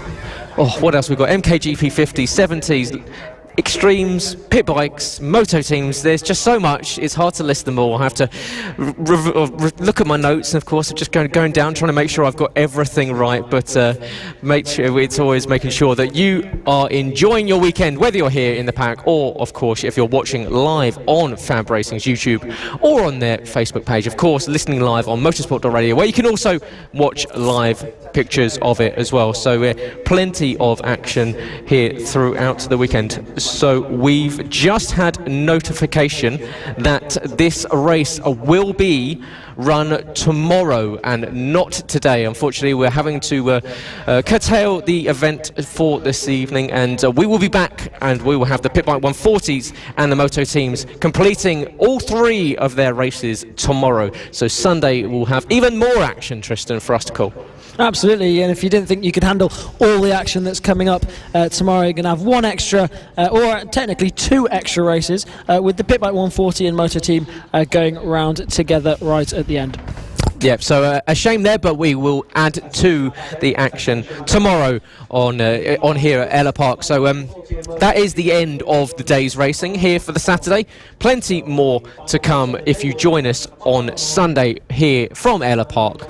Whether you're watching from home, watching in the paddock, you're listening live, all those places you can, of course, hopefully you've enjoyed the day's racing. You've stayed in touch with us, dropped in the comments, and equally let us know who you're supporting, who you're watching. Have you enjoyed your day? Have you enjoyed staying warm and dry compared to the majority of these riders that have had to sit in the paddock and get a little bit damp and moist out there? But hopefully you're sitting at home with a warm cup of tea, and you can put your feet up on this Saturday evening and enjoy a slightly warmer, drier evening compared to what the majority of the paddock will be feeling. But for this afternoon, thank you very much to the marshals, to the cameramen, to everyone, of course the paramedics that have been out helping, making sure that everything runs, the race director, and of course to all the broadcast team. Myself, Gareth Hall, and Tristan Finocchiaro, joining you as always throughout the entirety of the season. We will be back tomorrow, so make sure you join us for that.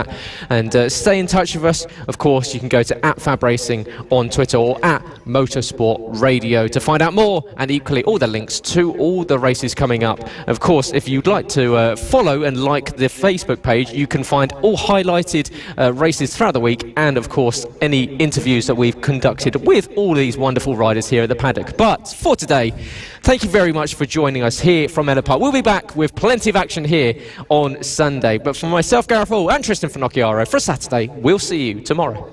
Let's go! The official BSB Partner Series. This is FAB-Racing. Yeah.